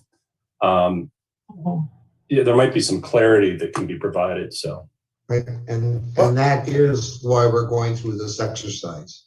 Yeah, You want that's exactly right. You want to make it clear what your vision and mission are, and redundancy isn't going to help you do that. So what is it that the only comment Director Anderson, about the vision is, as I said, the vision is your long-term view. The mission is really how you're going to get to that vision. And so, you know, it's however it plays out, and I agree. And the next step is going to be talking about that. I think the challenge, if I were to make a recommendation, was perhaps, Dave, you could draft something for that meeting, just a working document. Yeah, no, I think on both. So there's something, yeah, on both of it, taking what we have. I mean, as I said, these aren't mine. This is what I've taken from the past, but at least refine it and see if we can capture exactly what you're talking about when you talk about a vision and mission statement. And it's going to be the same thing with your goals, etc. But anyway, I think, yeah, that is the next step in this exercise. But we can work with these documents. The only thing I didn't have, would have been interesting if I had even thought about it, was what you have on the website. I didn't go there. So. Yeah. So Director Adams has a question, and then it's a question and a comment as well. As you are working to put language around the vision and the mission, my expectation is that you would look at the Wordle that was put together and you would pull some of those words to be included. Yeah, I wouldn't rewrite it. I'm not suggesting that you write it. I'm just saying if you could take the words that you now have and incorporate them into a vision and mission statement, and you can still have those other documents to look at in case you want to do something with it. Yeah, and I can get a little dry. So right now I'm jealous of San Diego County Water Authority on their vision. They use the word triumph, visionary, agile, driven. So I got some work to do. As soon as the virus is over. Director Paul, you had your hand The up. virus ends Wednesday. Okay. I'd be happy to work with you on the wording if you'd like. Thank you. That would be great. Can I chime in? I would like the community to know everything that we're basically going to work on, i.e. ASR, pure water expansion, and desal. It needs to be put in there that this agency will look at all of them. Because some people are out there thinking that we're against desal. I'm not against desal. But we need to spell it out to the public, like the Coastal Commission did in their first statement they put out there. They put everything in there that they're going to look at. So that's my point there. We need to get that in there someplace. Yeah, and I think that level of specificity is going to probably find its way more into the goals and objectives. Goals. All right. But you're absolutely right, and that is part of the strategic planning process. Director Riley, you have a question? I'm just thinking that the Measure J issue and the long range view of the district may or may not include, the full range of water supply responsibilities. And that depends on the outcome of J. My concern here is that what we might draft into any language suggests that we are prejudging Measure J. And I suspect that we need to be careful what language you use based on current situations, and then what may evolve in the future is different. But we will work on what's evolving in the future. But let's not assume an outcome as we draft our language. That's all I'm suggesting. Good point. Yes. Yeah, and I agree. I think you have to be careful to distinguish between the future and what you're trying to accomplish. And as Director Riley is saying, be careful that into your mission statement, you're not being so specific that you're making assumptions that aren't valid. But you can do that in the objectives if you have an overarching goal that covers that. And that's where we're going. In other words, you're going to take the mission and you're going to make some goals, establish some goals that support the mission. And that's where, and as I said, these things can change, but your vision should be a guidepost. Well, so spinning off of Director Riley's comment, if the majority of this board felt that Measure J, call it success or outcome, is public ownership, is that part of the vision that we presently, where we sit today as a board, envision that this will, we want to be publicly owned? Or is it just too early to even state that? Because, you still have a lot of information to get before you even contemplate making an offer for the utility and so forth. So is that a vision at this point in time, or is it a wait and see? And then your vision changes as conditions change. What is the... In your vision statement, it's kind of interesting. When you look at your vision statement, you say, ensure a public role in development, ownership, and oversight. I mean, you are in fact addressing ownership in that, but you're not in any way defining who is going to own it. You're saying ensure a public role in development, ownership, and oversight of a sustainable, legal, affordable, and environmentally responsible water supply. It does seem to me that vision statement is incorporating much of what you're saying, other than the leadership. You can probably ensure a public leadership role or something like this. But all I'm saying is all the things that you've brought up are subsumed under this statement without being specific. Because that your role could change in the future. Right. Well, and just so everybody understands, we're about just over halfway through the slides and 2/3 of the way through our time. However, a lot of the questions and comments that are coming on these slides actually relate to the later slides where we were going to shift to this kind of stuff. We're getting to it. And I think it would be helpful if we could work our way through these.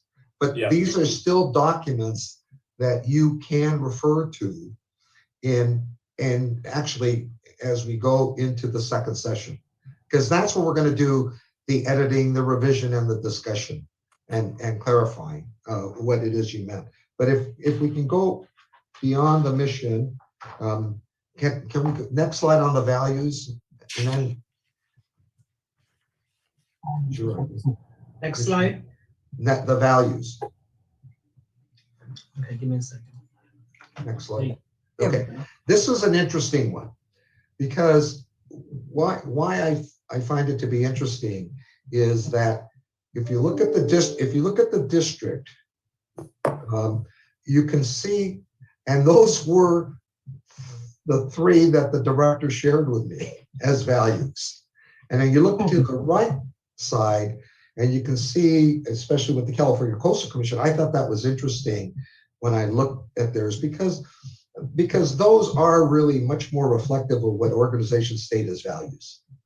What you see under the coast, the San Diego County Water Authority statements, but they're a little more, they elaborate more on that. In other words, you could say, what do we mean by equity? What do you mean by, stewardship, et cetera? One thing, I don't know if it's here, is there leadership in this one here? It says teamwork, excellence. I mean, is that a value that the district, really cares about? But all I'm saying to you is this is certainly an area, if you want to address values, that we are going to have to work on, because that's all I was able to really take from anything I read, except that is what was communicated to me.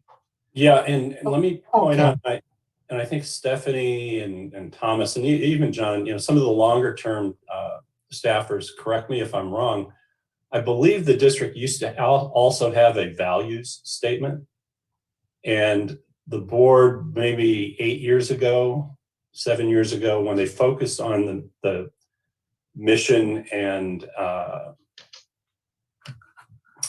mission and other statement, vision, got rid of our values statement. I don't know, Stephanie, does that sound familiar?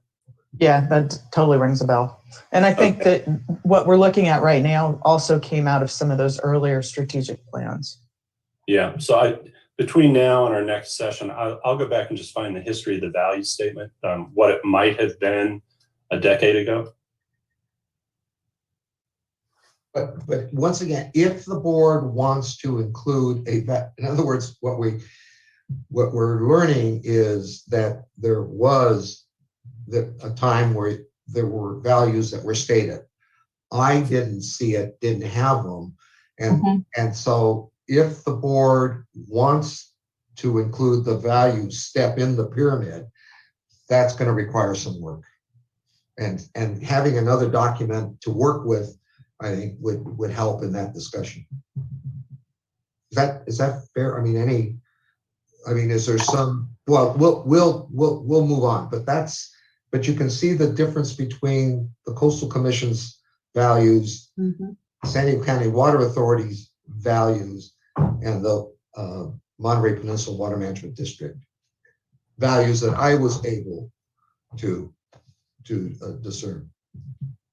Director Paul, would you like to make a comment? Yes, thank you, Joel. Yeah, I was the one who brought up the question of values in talking with Dr. Garcia.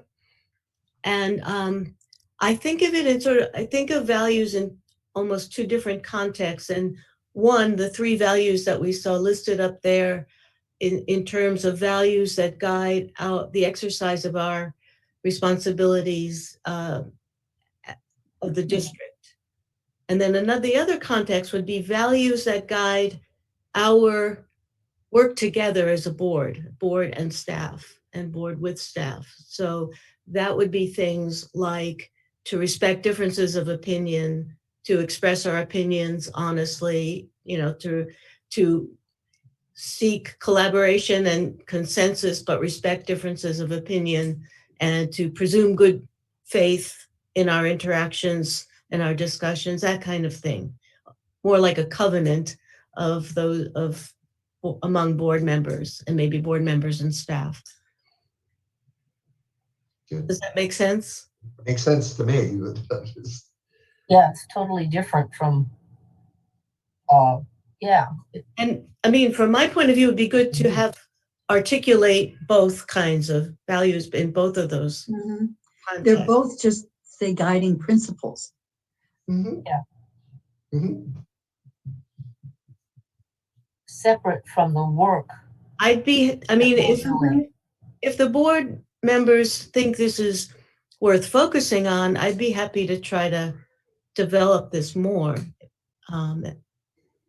If you think it's worth doing. My concern is just that we have we have 7 pieces of the triangle. And that's already a lot of subdivision focus. So, that I think the more succinct, certainly that the top layers can be, the less we're going to get lost in the weeds. Yeah. And there may be a way to put those in there in a very succinct manner and have them all combined about how we envision working together and respecting and so forth, but maybe not having a whole separate section of values. I like that. There's a lot happening in goals and objectives and strategic initiative and priorities. And actually, Director Anderson, that was a bit of the conversation, almost verbatim, when the values statement was taken out of the strategic plan, whatever year that was, which is, well, of course we have values. We hire the right people. We have collegial attitude at the board level. We mean well, do no harm. We have values. So let's get rid of that value statement. But there's reasons to go both ways. And but I'll do, as I said, I'll do digging on what it used to look like. But it was that kind of conversation, which is, how many layers do we need? Very, very quickly, just the phrase civil discourse could apply to our relationship with the public, our relationship with each other, relationship with staff. But that could be a principle somewhere in, and I don't know where in the pyramid it fits, but how do you create civil discord and where does it apply? That comes deeper in the pyramid. I do think that it does fit in the values section of the pyramid, only from the standpoint of it also guides the decision making that goes on. You know, in other words, did we take these values into consideration as we set policy? And I think, and how did we take these values into consideration and how we work with the public? Did we take it into how we work with staff? I mean, they can guide you. And I think Director Adams was saying, they really are guiding principles. How are we going to work together? How are we going to work with the public? How are we going to work with staff, et cetera? But I guess what I'm a little confused about is the board saying you want to delete that from the pyramid and focus on the other steps in the pyramid? Or do you want to continue to at least consider including that? And by the way, you don't have to call them values. You can call it guiding principles. I'm just giving you, I mean, if that works better for you, you know, call them guiding principles. Yeah, and I think what I'm hearing is they want to think about that. It's okay. I want to make sure, on that. Yeah, because Karen, you know, thinks that we can state it and it would be beneficial. And Director Anderson also is suggesting that, you know, how many layers do you want? And so I think this would be a good topic of conversation. Director, go ahead. And I also think that the two words that George just used actually could be a very short part of the mission. This is the principle. Our mission is to deal with the public, everything in with those. What did you say, George? Civil discourse. Civil discourse. That's what I can't remember words. Some of these things can be. They don't have to have a whole envelope for themselves. They can be incorporated in appropriate spots. Okay, well, I still believe it's can be very helpful to us to have stated values. And yes, I agree, it has to be concise, but I think values both for guiding our exercise of responsibilities of managing the water resources and so forth. And that's where the environmental protection, ratepayer protection, and so forth come in. And then how we interact with each other. And what led me to think about that aspect is when I observed at the board meetings before I became a director, and also when I was on the Ordinance 152 committee, I saw interactions where people were presuming bad faith. I mean, some of the criticism, for example, aimed at our general manager, where there was sort of implied suspicion of malfeasance or incompetence or not qualified or things like that, which I, felt was totally out of place and uncalled for and really destructive. So I think those kinds of behaviors, just are a big distraction, sap the time and energy of the board. It's not helpful. And so even though I think this board is currently constituted isn't doing that and won't do that, but maybe it would strengthen, build a culture of honest, productive, collaborative, respectful relations. I think that we need to reestablish trust within the community. I think that's, and what you're talking about, Karen, we have integrity. We have all of the things that you've mentioned, that you've said, and I totally agree with that. I think that we need to earn the trust of the public. And it seems to be lost in some ways. And that, I think, is, I don't know how we articulate that, but I feel like that is an element that is missing. That, to me, is what's causing the disconnect within the community. And just for everyone's edification, Stephanie did a little research and sent it to me. So in 2008, we did have a core values statement, and it said MPWMD values, collaboration and teamwork, ethical behavior, environmental responsibility, fiscal responsibility, quality service internally and externally, professionalism, technical accuracy, and a positive attitude. So those are some, you know, a little bit of similarities with the right-hand column. I do think, Director Paul, I do think that values do really help defining the culture of an organization. And I know I had that or read that or experienced that, but I think it does send a message about the culture of the organization. And that's why, for example, I'll give you an example in today's world, this whole concept, the two concepts of diversity and equity. You know, people are looking at that now much more closely. But if it's a value, you send a message that those things are important to us and that we value them.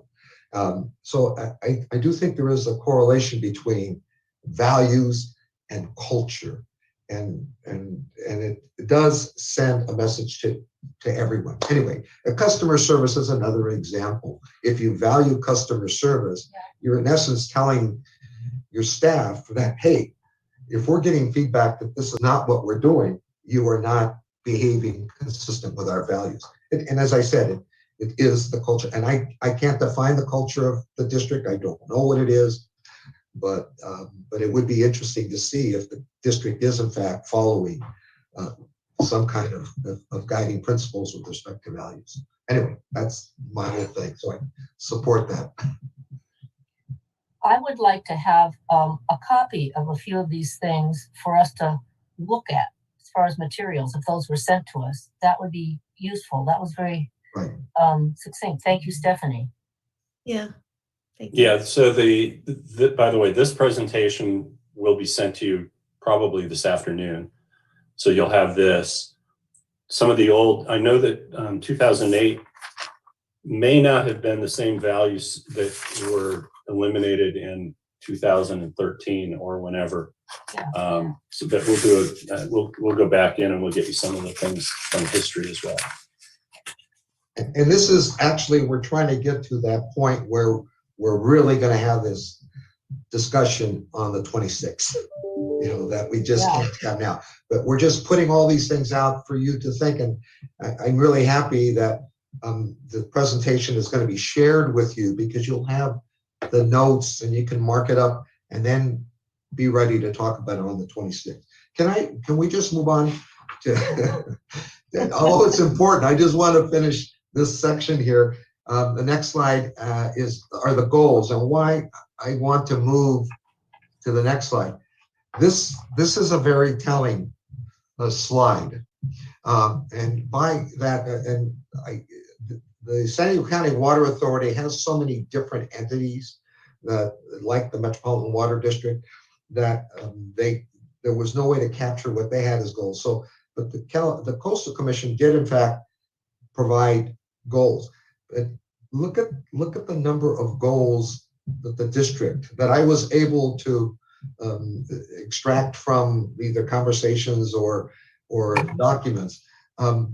To me, that is not manageable on the district side. And so that's going to be a challenge. How do we incorporate these, you know, is there duplication? Is there redundancy on what we have? And are these in fact on the left goals? And so, but I wanted to give you what had been stated as goals for the district.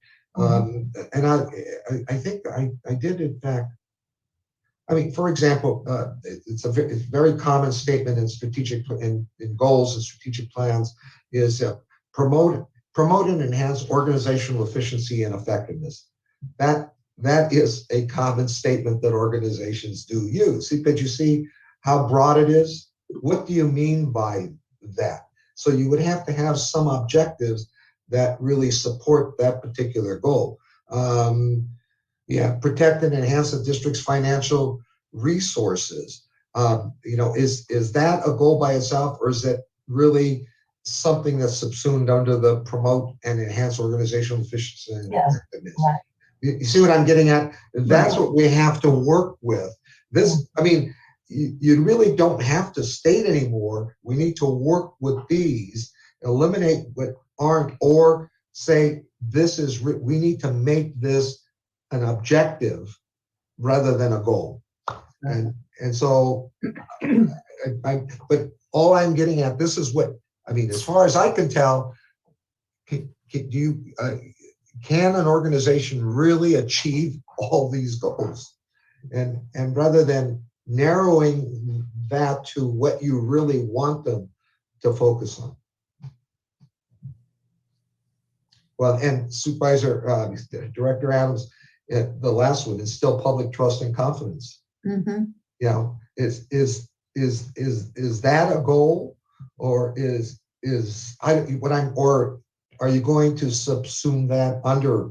So, but if you're going to make that an objective, then the directors have to give the general manager specific, measurable, achievable, reasonable, and timely. Make it so that it can be an action item that is achievable and can be measured. Am I making sense in that? Is that? Mm-hmm. And so this is what we want. This is where we're going. But this document on the right can at least give you. I would say that, of course, if you look at everything the California Coastal Commission puts out there, that's a lot. But at least it gives you an idea of how they define their goals. Comments, questions? Well, just for instance, I would say that the instill public trust and confidence could be slightly rewritten to be a value. Mm-hmm. Okay. And then It's more overarching. Yeah. Yeah, I'm wondering if it's really instill or it's just build public trust and confidence rather than instill. Yeah.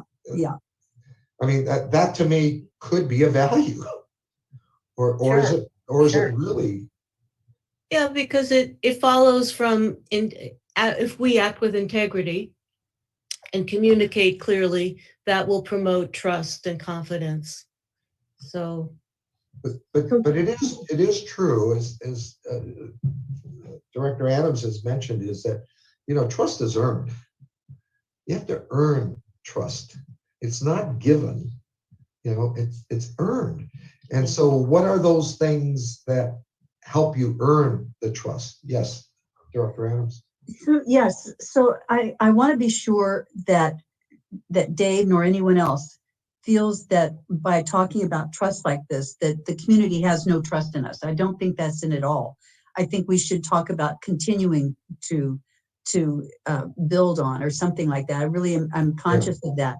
And I think, I don't know if we've done a temperature check of the community in any length of time at all to see what our standing sort of is. X percent of the public trusts the water management district. But I think I can't even remember when it was that we had the measure on the ballot. It wasn't that long ago. Gosh, am I going crazy here? Am I thinking about the Parks District or no? We had not Measure J, although Measure J is a good example. That it's been a while, but that demonstrated the public's trust. I mean, the public certainly would not have voted for us to take over or at least try to determine the feasibility of getting the water company if there wasn't an innate sense of trust in the water management district. But I think because of the situation with Measure J and the infighting that we have had with the business community and with CalAm itself, with those groups, I think has sort of undermined the public's trust in some senses. because there's a lot of pushback on that.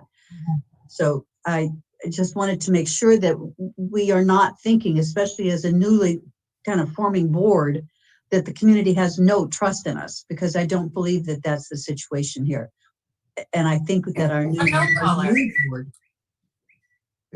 If I may, you've given me a very good example of what I'm trying to communicate. And what Director Adams mentioned was, if there was a statement about trust as a goal, right? That let's just say there's this broad statement about we want to ensure public trust, etc. But an objective would be, we need to survey the public, and we need to do you understand what I'm saying? If the overarching goal is trust, then that's great, however it's stated. But the objective would be to conduct a survey of partners and customers to determine the level of trust in the district. And then you'll have to say, by December 2021. That to me is the sequence that you would follow. Right. And you know, Director Adams, you're the one who brought that up, but I think that's a good example of, you have the goal and then you have the objective.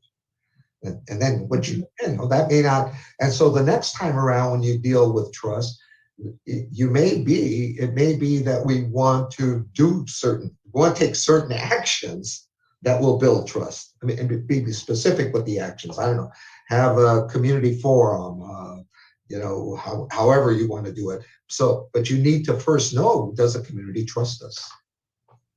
Anyway, that's just picking up on yours. If in fact you made that a goal, if you made public trust a goal.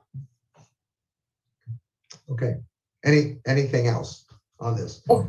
We're gonna work with this. Go ahead. I don't think that this community have a problem with trust right now, because of what I'm going to use is the election. We just had a past election, and we had another election, and they know this board was changing.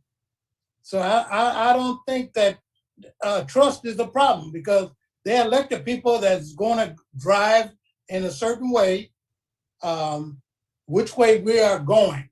So I don't think trust is too much of, probably on the other side because you lost, but on this side, I think I look at it, you know, hey, it's trust out there because they weren't elected the people that they elected. But it's up to the board.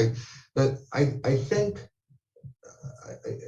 I don't disagree with you on that. I mean, that's a good indication, but is that the only measure of trust that you want to use? No. Okay. That's all. That's, you know. Yeah, no, but yeah. That's one that I know that the public. Yeah, right. That is a speak. Right. And they spoke with who they put in office. Right.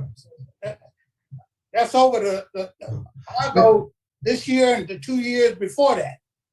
But it isn't. It isn't wrong to establish as a goal public trust.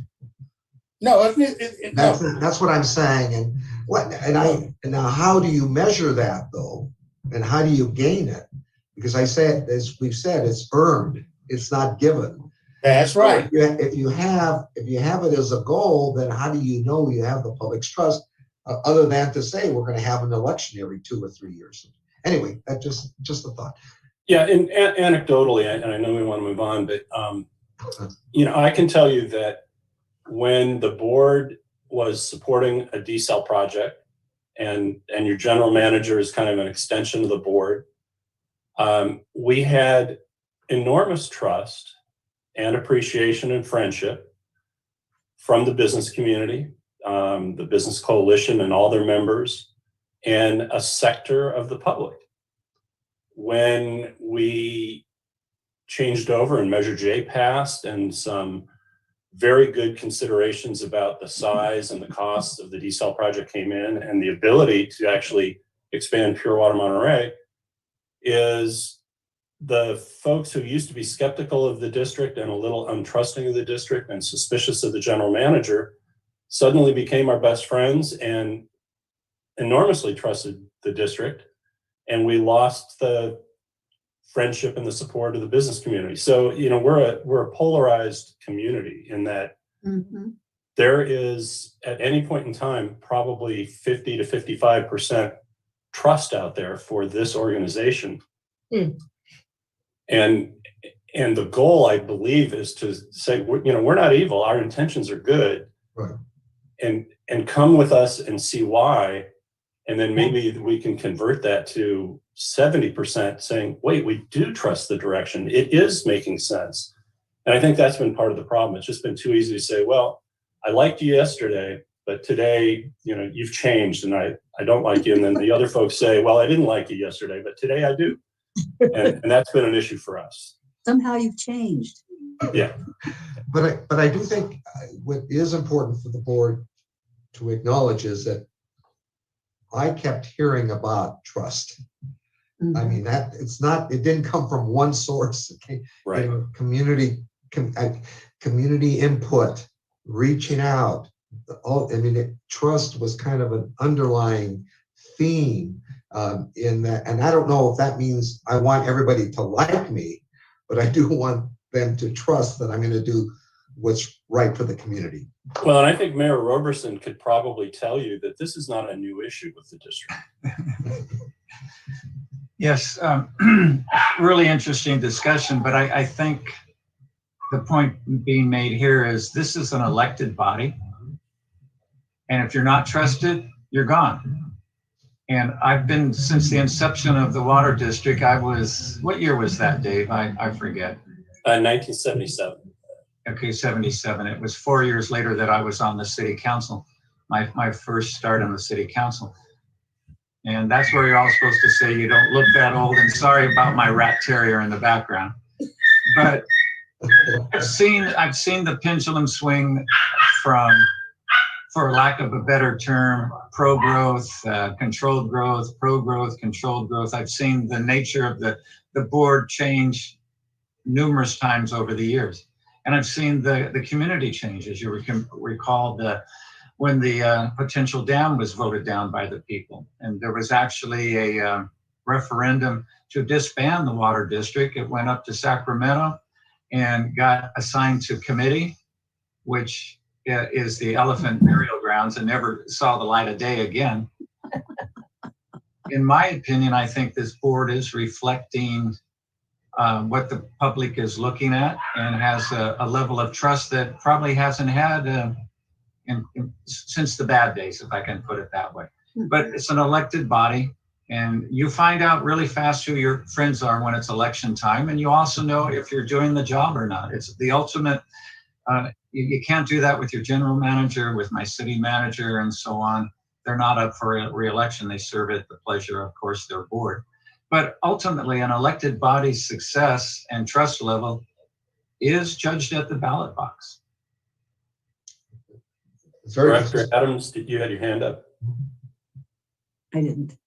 No, okay. Just to thank the mayor for those comments because he's absolutely right about it. Because I had to go to Sacramento for the district. So I lived all that, and he's exactly right. The ballot box tell us how much or what direction the people want the district to go. It does, and it has been a big change. So I know it's trust out there with us because I learned that from the last election we had. Okay. All right. I was just going to say, Director Edwards, that he did in fact support your position. My only question really is, do you want to depend on an election to know that you're being trusted? That was really kind of Director Adams's point was, do we do a survey? How do we do it? But you're absolutely correct. The bottom line is, what are the election results? Go ahead. One of the directors have something to say? No? Okay. But we're going to have to work on this document, which is was our next step. Now, the next one, the next slide, please. That we're past this one. Next one, please. Okay, this is an example of what I was trying to explain earlier in terms of the mayor's action plan. This is the way you get to the action plan, is that you have to have specific, measurable, achievable, realistic, and timely objectives. In other words, you're not going to have an objective that you're not going to act on. And that's, we talked earlier in the morning about what's a short term, what's a long term. You're going to define those by the timeline. And staff is going to work with you, because let's just say you develop recycling facilities. I mean, is that really an objective that the district can achieve?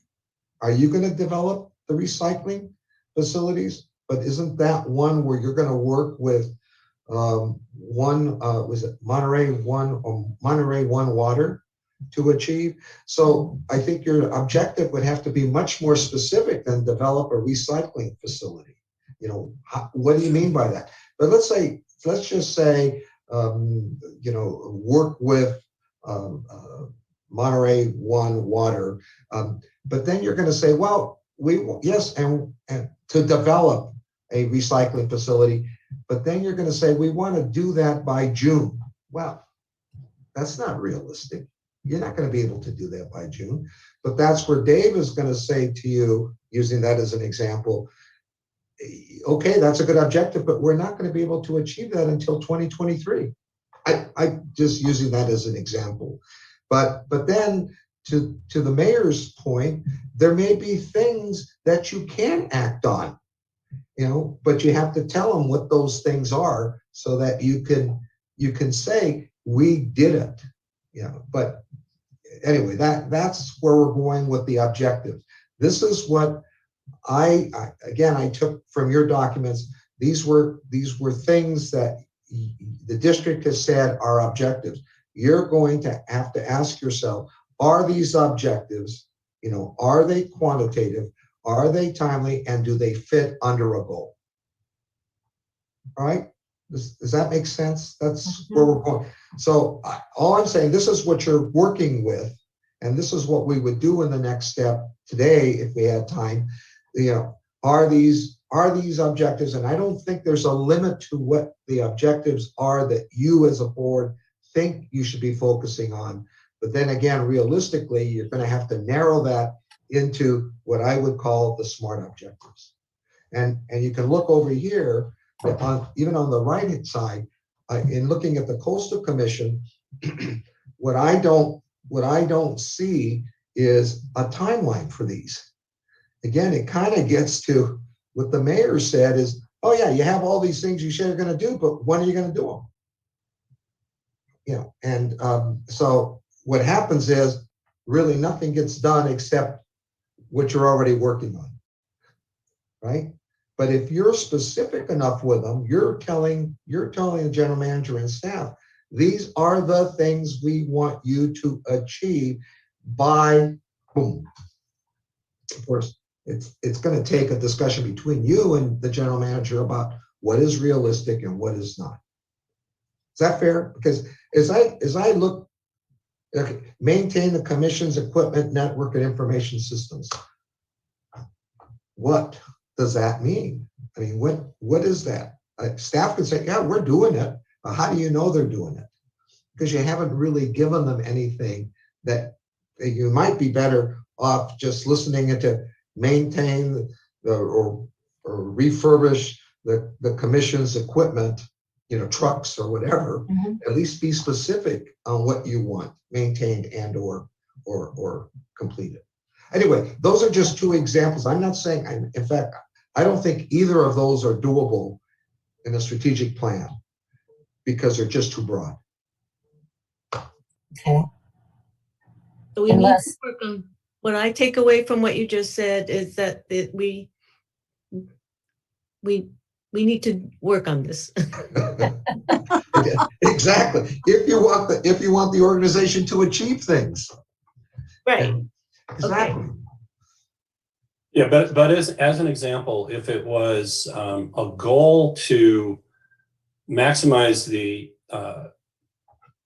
production and injection of pure water Monterey water as a goal, or let's take another one, which is really probably a goal, not an objective: restore the Seaside Basin aquifer to eliminate overdraft conditions. And then let's take that one that we just talked about: maintain the Coastal Commission equipment network and information systems. Those would be possibly goals. The objectives would be under, the first one, spend the money on Deep Well 4.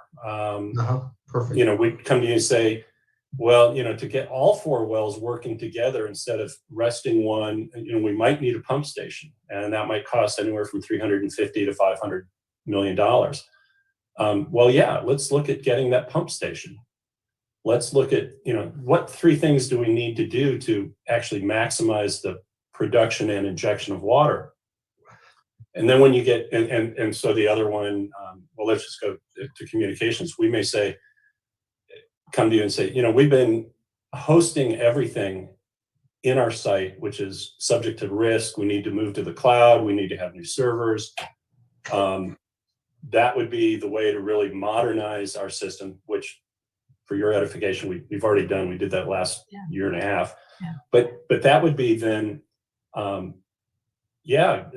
move the servers to the cloud, do this, do that. Those would be the objectives. Absolutely. And then when we get to the strategic initiatives, we'd be coming back saying, well, to meet the objectives of Pure Water Monterey expansion, maximization, well, we're going to need X dollars to do that. And it will take this long to do the equipment. It's going to take these X dollars to do the Seaside Basin. Well, come back to us and report, who can raise the money to do protective well level work for the Seaside Basin, to actually move it from studying it and reporting on it to actually fixing it. Well, the district could do it, but is that something we want to do on behalf of others who may have a stake in it? And what would it cost? And how much money is that?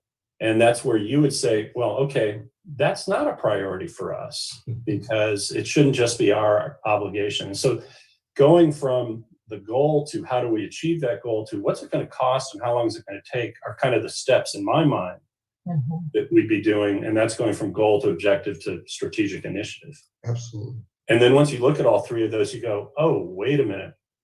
I want to rebalance my priorities. Let's do this one first. Let's do this one second, and so forth. So anyway, go ahead, Dr. Garcia. Yeah. No, Mayor, Mayor, you had a comment? Yeah, I would. The city of Monterey has just recently, well, we do this practice all the time about what our plans and goals are, vision. And we have probably maybe 120 objectives or projects in the pipeline, ranging from fire protection to sidewalks to when is my pothole going to get plugged up to repaired to public works, fire, when are we going to open the library, et cetera. And one of the things we've done, and I don't know, I'm sure Richard is familiar with this and all of you are as well, and that's Covey's 4 quadrants. And what we've done, and Richard, you might want to talk about that rather than me, but what we did with the our latest work plan for our staff, we actually categorized them by Covey's quadrants. And it's interesting what falls out almost automatically. So I don't know if it's pertinent to right now, if people are curious about that, or you already know about the quadrants, versus Richard, if you think it's helpful, or I just put that on the table for discussion, and I could summarize it quickly, but I don't need to. But that often helps when you have so many demands on time and money. What's a priority and what isn't, and how do you tackle it? So it's Covey is C-O-V-E-Y, and he's got 4 quadrants.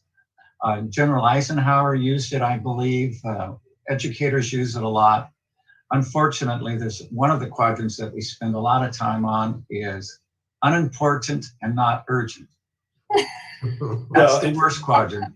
Well, And but that's the one you don't do. The one you do is important and urgent. So, and you know, I want to pause for a second because there are other tools. There's SWOT analysis, there's benchmarking, but the mayor raises a good point, and the importance and urgency are kind of the two measures or the two axes, and then the quadrants are, and I'll get them wrong, but it's like manage, avoid, limit, and there's a fourth one. I'd have to go back to the work, but basically you're saying, yeah, here's my level of importance and here's my sense of urgency. If they fit in here, then that's where we need to go. But yeah, if this one's low importance, maybe it's avoid, and that, you know, it's a useful tool. There's other tools out there, but yeah, I think that is the next step. I mean, after this workshop, because, you know, we couldn't do that with all, but you can begin to focus based on the goals on which ones are in fact doable and urgent. And but right now we have to get clarity on what do you consider to be objectives. See, we're kind of jumping ahead, but if we analyzed each one of those objectives, you know, that you set, we're not gonna have a picture of what is important to the strategic plan. But I do think that's like your next step in this process. To spin off the mayor's thought, I don't want to lose in the process of sorting out what goes into what part of the pyramid, that there may be some ideas that are made and we don't want to lose the idea. So we ought to have a parking lot concept of somewhere. So we'll take that up in some version somewhere, but it's not appropriate to this discussion. That's all I'm. Yeah, no, and that's exactly what I'm trying to say is we have to have the picture. Yeah. And then we have to say, this isn't a strategic initiative that needs to be accomplished now. It's not saying that it's not an objective we should be working on. If in fact the resources, the time, et cetera, were there for us to work on it. And that is the way to go with all of this. There's no doubt about it. You know, we're up to noon. You haven't had public comment. I think what we can do, depending on how far you want to take this, but what I think we can do is, you have a good idea. If you, Joel, are you there still? You there? Is he there? Yeah. Okay, could you put up the next slides for all I'm giving let's see, no, it would be the statements, I think. yeah, and Richard, I strongly believe that the conversation that you elicited in these example slides probably covered a lot of what you wanted to talk exactly. about in the later slide. Yeah. And what I was going to say is that my next step was going to just to put the left slide, say this objective slide, to put that up, and then we would rework it. And I think that we can do that on the 26th. Put each of these things up. Now we've had this discussion of how to approach the process. And I think we're ready then to put put the vision, the mission, the values, et cetera, and then get consensus. That's my thought. What I was getting at was my next series of slides were just going to be this left slide here on objectives, for example. You know, in other words, we'd have that up, and I'd say to you, this is what you have. Is this an objective? Is this what you want to have to be an objective, and then to make it a SMART objective for you? But that's the next step. That I think what the mayor is suggesting is still the next step after that. Any comments? I guess what I'm asking Director Edwards is, I really don't think we need to take more time on this. I think you have a lot of information. You have, I understood that these documents are going to be provided to you, and if that next section is provided, marking those up and bringing them back on the 26th would be very helpful. Mm-hmm. Oh, sound good. I know some directors have to go probably. We can do public comments, and I want to thank you for a good session. Right. So just to be clear on the homework to all of you, Homework. What? Derek wants an election. Yeah. So we're going to do some work on the vision, mission, values, and add that to the 26th, where maybe we weren't going to spend a lot of time on it originally. But then the goals and objectives are the focus of what you what do you believe are the goals, and are things that we thought our goals were really objectives, and bring those back underneath. And then we will have some ranking we're hopeful through a Zoom poll, that a technique that Joelle is working on. So you'll be able to rank. There will be some tricks to that Dr. Garcia will reveal on that day. And then, and I guess the question to you, Dr. Garcia, is, are we going to try to finish out the day with strategic initiatives and priorities, or not? That would be a goal of mine, an objective of mine. But whether or not we do will depend on the discussion. Look at what's happened. I mean, this has really been a good discussion, and I think it's been very insightful. But I think we just have to start, and hopefully, one of the thoughts I had, and I had mentioned today, was that if we have to do that, maybe we can do that at one of your board meetings. That sets some time aside just to finish it off if we're not able to achieve it on the 26th. I'm not saying another whole day. I'm just saying if we needed to take another step, it may be something that you could build into one of your board meetings. Right. That's my thought. And I we have will to leave, everybody. I'm so sorry, but I got to go to. Thank you. Thank you. Thank you, But everybody. to the extent some of these are going to affect budget, we will want to, basically have it all resolved by May budget workshop. So, here we are in March. Ooh. Okay. Okay, focus. The public comment, I think, is the. Yeah, Joel, could you please open it up for public comment on what we talked about planning session? To request to speak, raise your hand from Zoom or dial *9 from your phone. For those calling in, I will identify you by the last 3 digits of your phone number.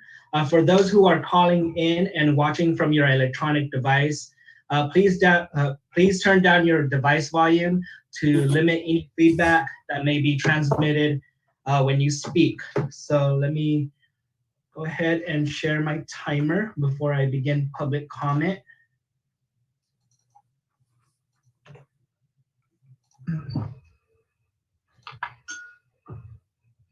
And I do see that we have a hand raised.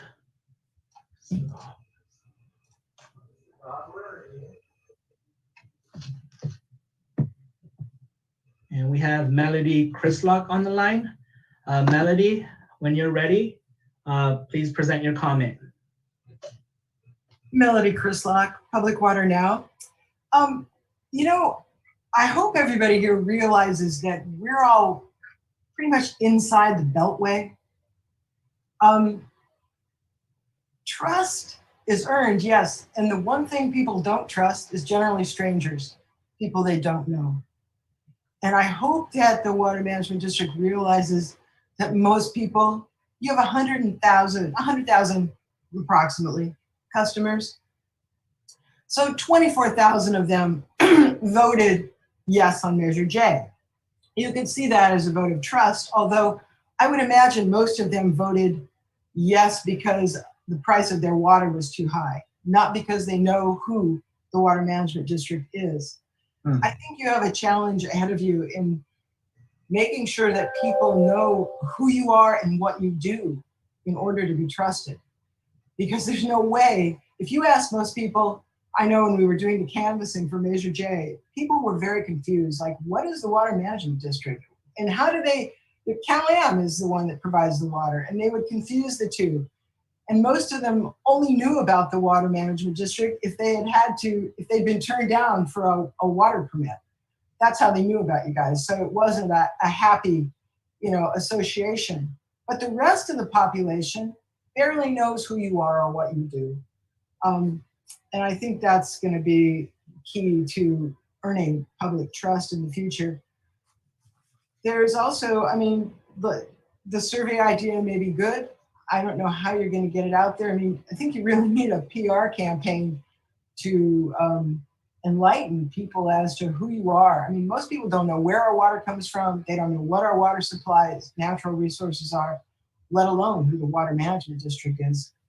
Most people don't pay attention. They turn on their tap and the water comes out, they're good. But then they see their water bill and it's like, they're not good. This is not okay. So I think one of the only ways you will ever earn the public trust in the long term is by lowering the cost of water. I mean, when people are paying hundreds of dollars a month for water, they know something's wrong. And they're hoping, those of them that know who you are and what you're doing, they're hoping that you can change that. And there would be the trust, if you can. Anyway, great meeting. I sat through the whole 3 hours. So I think you have a lot to work on. Thanks so much. Thank you. So Director Edwards, we have one person who's calling in, and the person that's calling in, their phone number ends in 431. For the person that's calling in, you are encouraged to identify yourself, but you're not required to. So when you're ready, please present your comment. Let me try again. I'll ask you to unmute. Okay, this is 3431, otherwise known as Rudy Fisher. And I apologize, I'm on the road. I've been listening to you guys, and I lost some of the discussion, so forgive me if I'm going to ask about something that you covered but I didn't hear. I had to go to San Jose to get my second COVID shot, so yay. One of the things Dr. Garcia brought up at the early part of the meeting was the sufficiency of the water and getting off the CDO. Now, while I was listening, I didn't hear a lot about that as far as a goal. And it just seems to me for the whole Monterey Peninsula, getting off of the CDO is necessary to build the affordable housing, the market rate housing, businesses and hotel expansions and all of that. And I would really like to see one of the goals be to get off the CDO. In fact, I think that should be the prime goal because without that, there's a lot we can't do. Thank you very much. Thank you. Drive safe. Oh, yeah.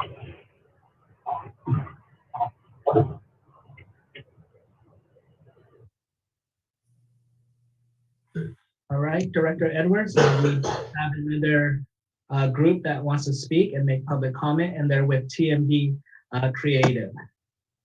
When you're ready, please present your comment. Good afternoon now. I just want to applaud you all on these efforts and Dr. Garcia and the process you're taking the board through. It's very, very helpful. One of the things I was reflecting on as I was listening is the pyramid of corporate social responsibility, which I think that's kind of the direction that Richard was trying to take you guys in with regard to, you know, economic responsibilities, legal responsibilities, ethical responsibilities, and philanthropic responsibilities that is, you know, to the community. So it sounds like you guys are on the right track. I'm encouraged by the dialogue and the engagement of the group, and I look forward to seeing more and the outcome that will be forthcoming in the next several weeks. So thank you. Was that Sam? No, sir. It was Nick Pasculi. Oh, Nick. Okay, great. Fabulous. Director Edwards, it looks like we do not have any more hands raised. So I'll go ahead and return this back to the board. Thank you, Joel. Okay, Jim, Dr. Garcia, anything else before, Mary, you got your hand up. Yes, from the public comment, something we might want to look at on the whole area of trust that was brought up, that how does the water district interact with the public to earn their trust? And there's a lot of day-to-day stuff. For example, when you buy a house, and someone comes out and starts counting your water credits and your aerators and et cetera. That's one level, which may or might build trust. Then the second level is more on the macro side, in that looking at the big picture of the water management vision and so on. But if most of the interaction with the water management district is on a day-to-day basis, it would be interesting to see. So do you understand what I'm saying? And I use the idea of when we bought a house 8 years ago, a rental came out and we counted water credits and aerators and all that. And so that's one level of experience of water district versus Measure J's and elections and so on. It would be interesting to see how the district interacts with the people on a daily basis. Thank you. Okay, Jim, Dr. Garcia, anything else before we adjourn? Any board members? Yes. I would just like to say that I truly appreciate your patience. There's a lot to go through, but I think it helps us go to the next level and then even to the next level. So I'm glad you were patient with me in getting this out, and hopefully we'll be prepared to do what needs to be done on the 26th. And I just want to thank all of you for your participation. And this is Safwat Malik. I want to thank you, Richard, for your clarity and for such detail and thoughtfulness you put into this. I've been through a lot of these everlasting strategic sessions in my life, and I like what you do. Thank you. Thank you. So just to manage your expectations, you will receive a copy of these slides sometime this afternoon. Probably by midweek next week, you will receive a synopsis of the comments that were made, at least those that were pointing in direction for the 26th meeting.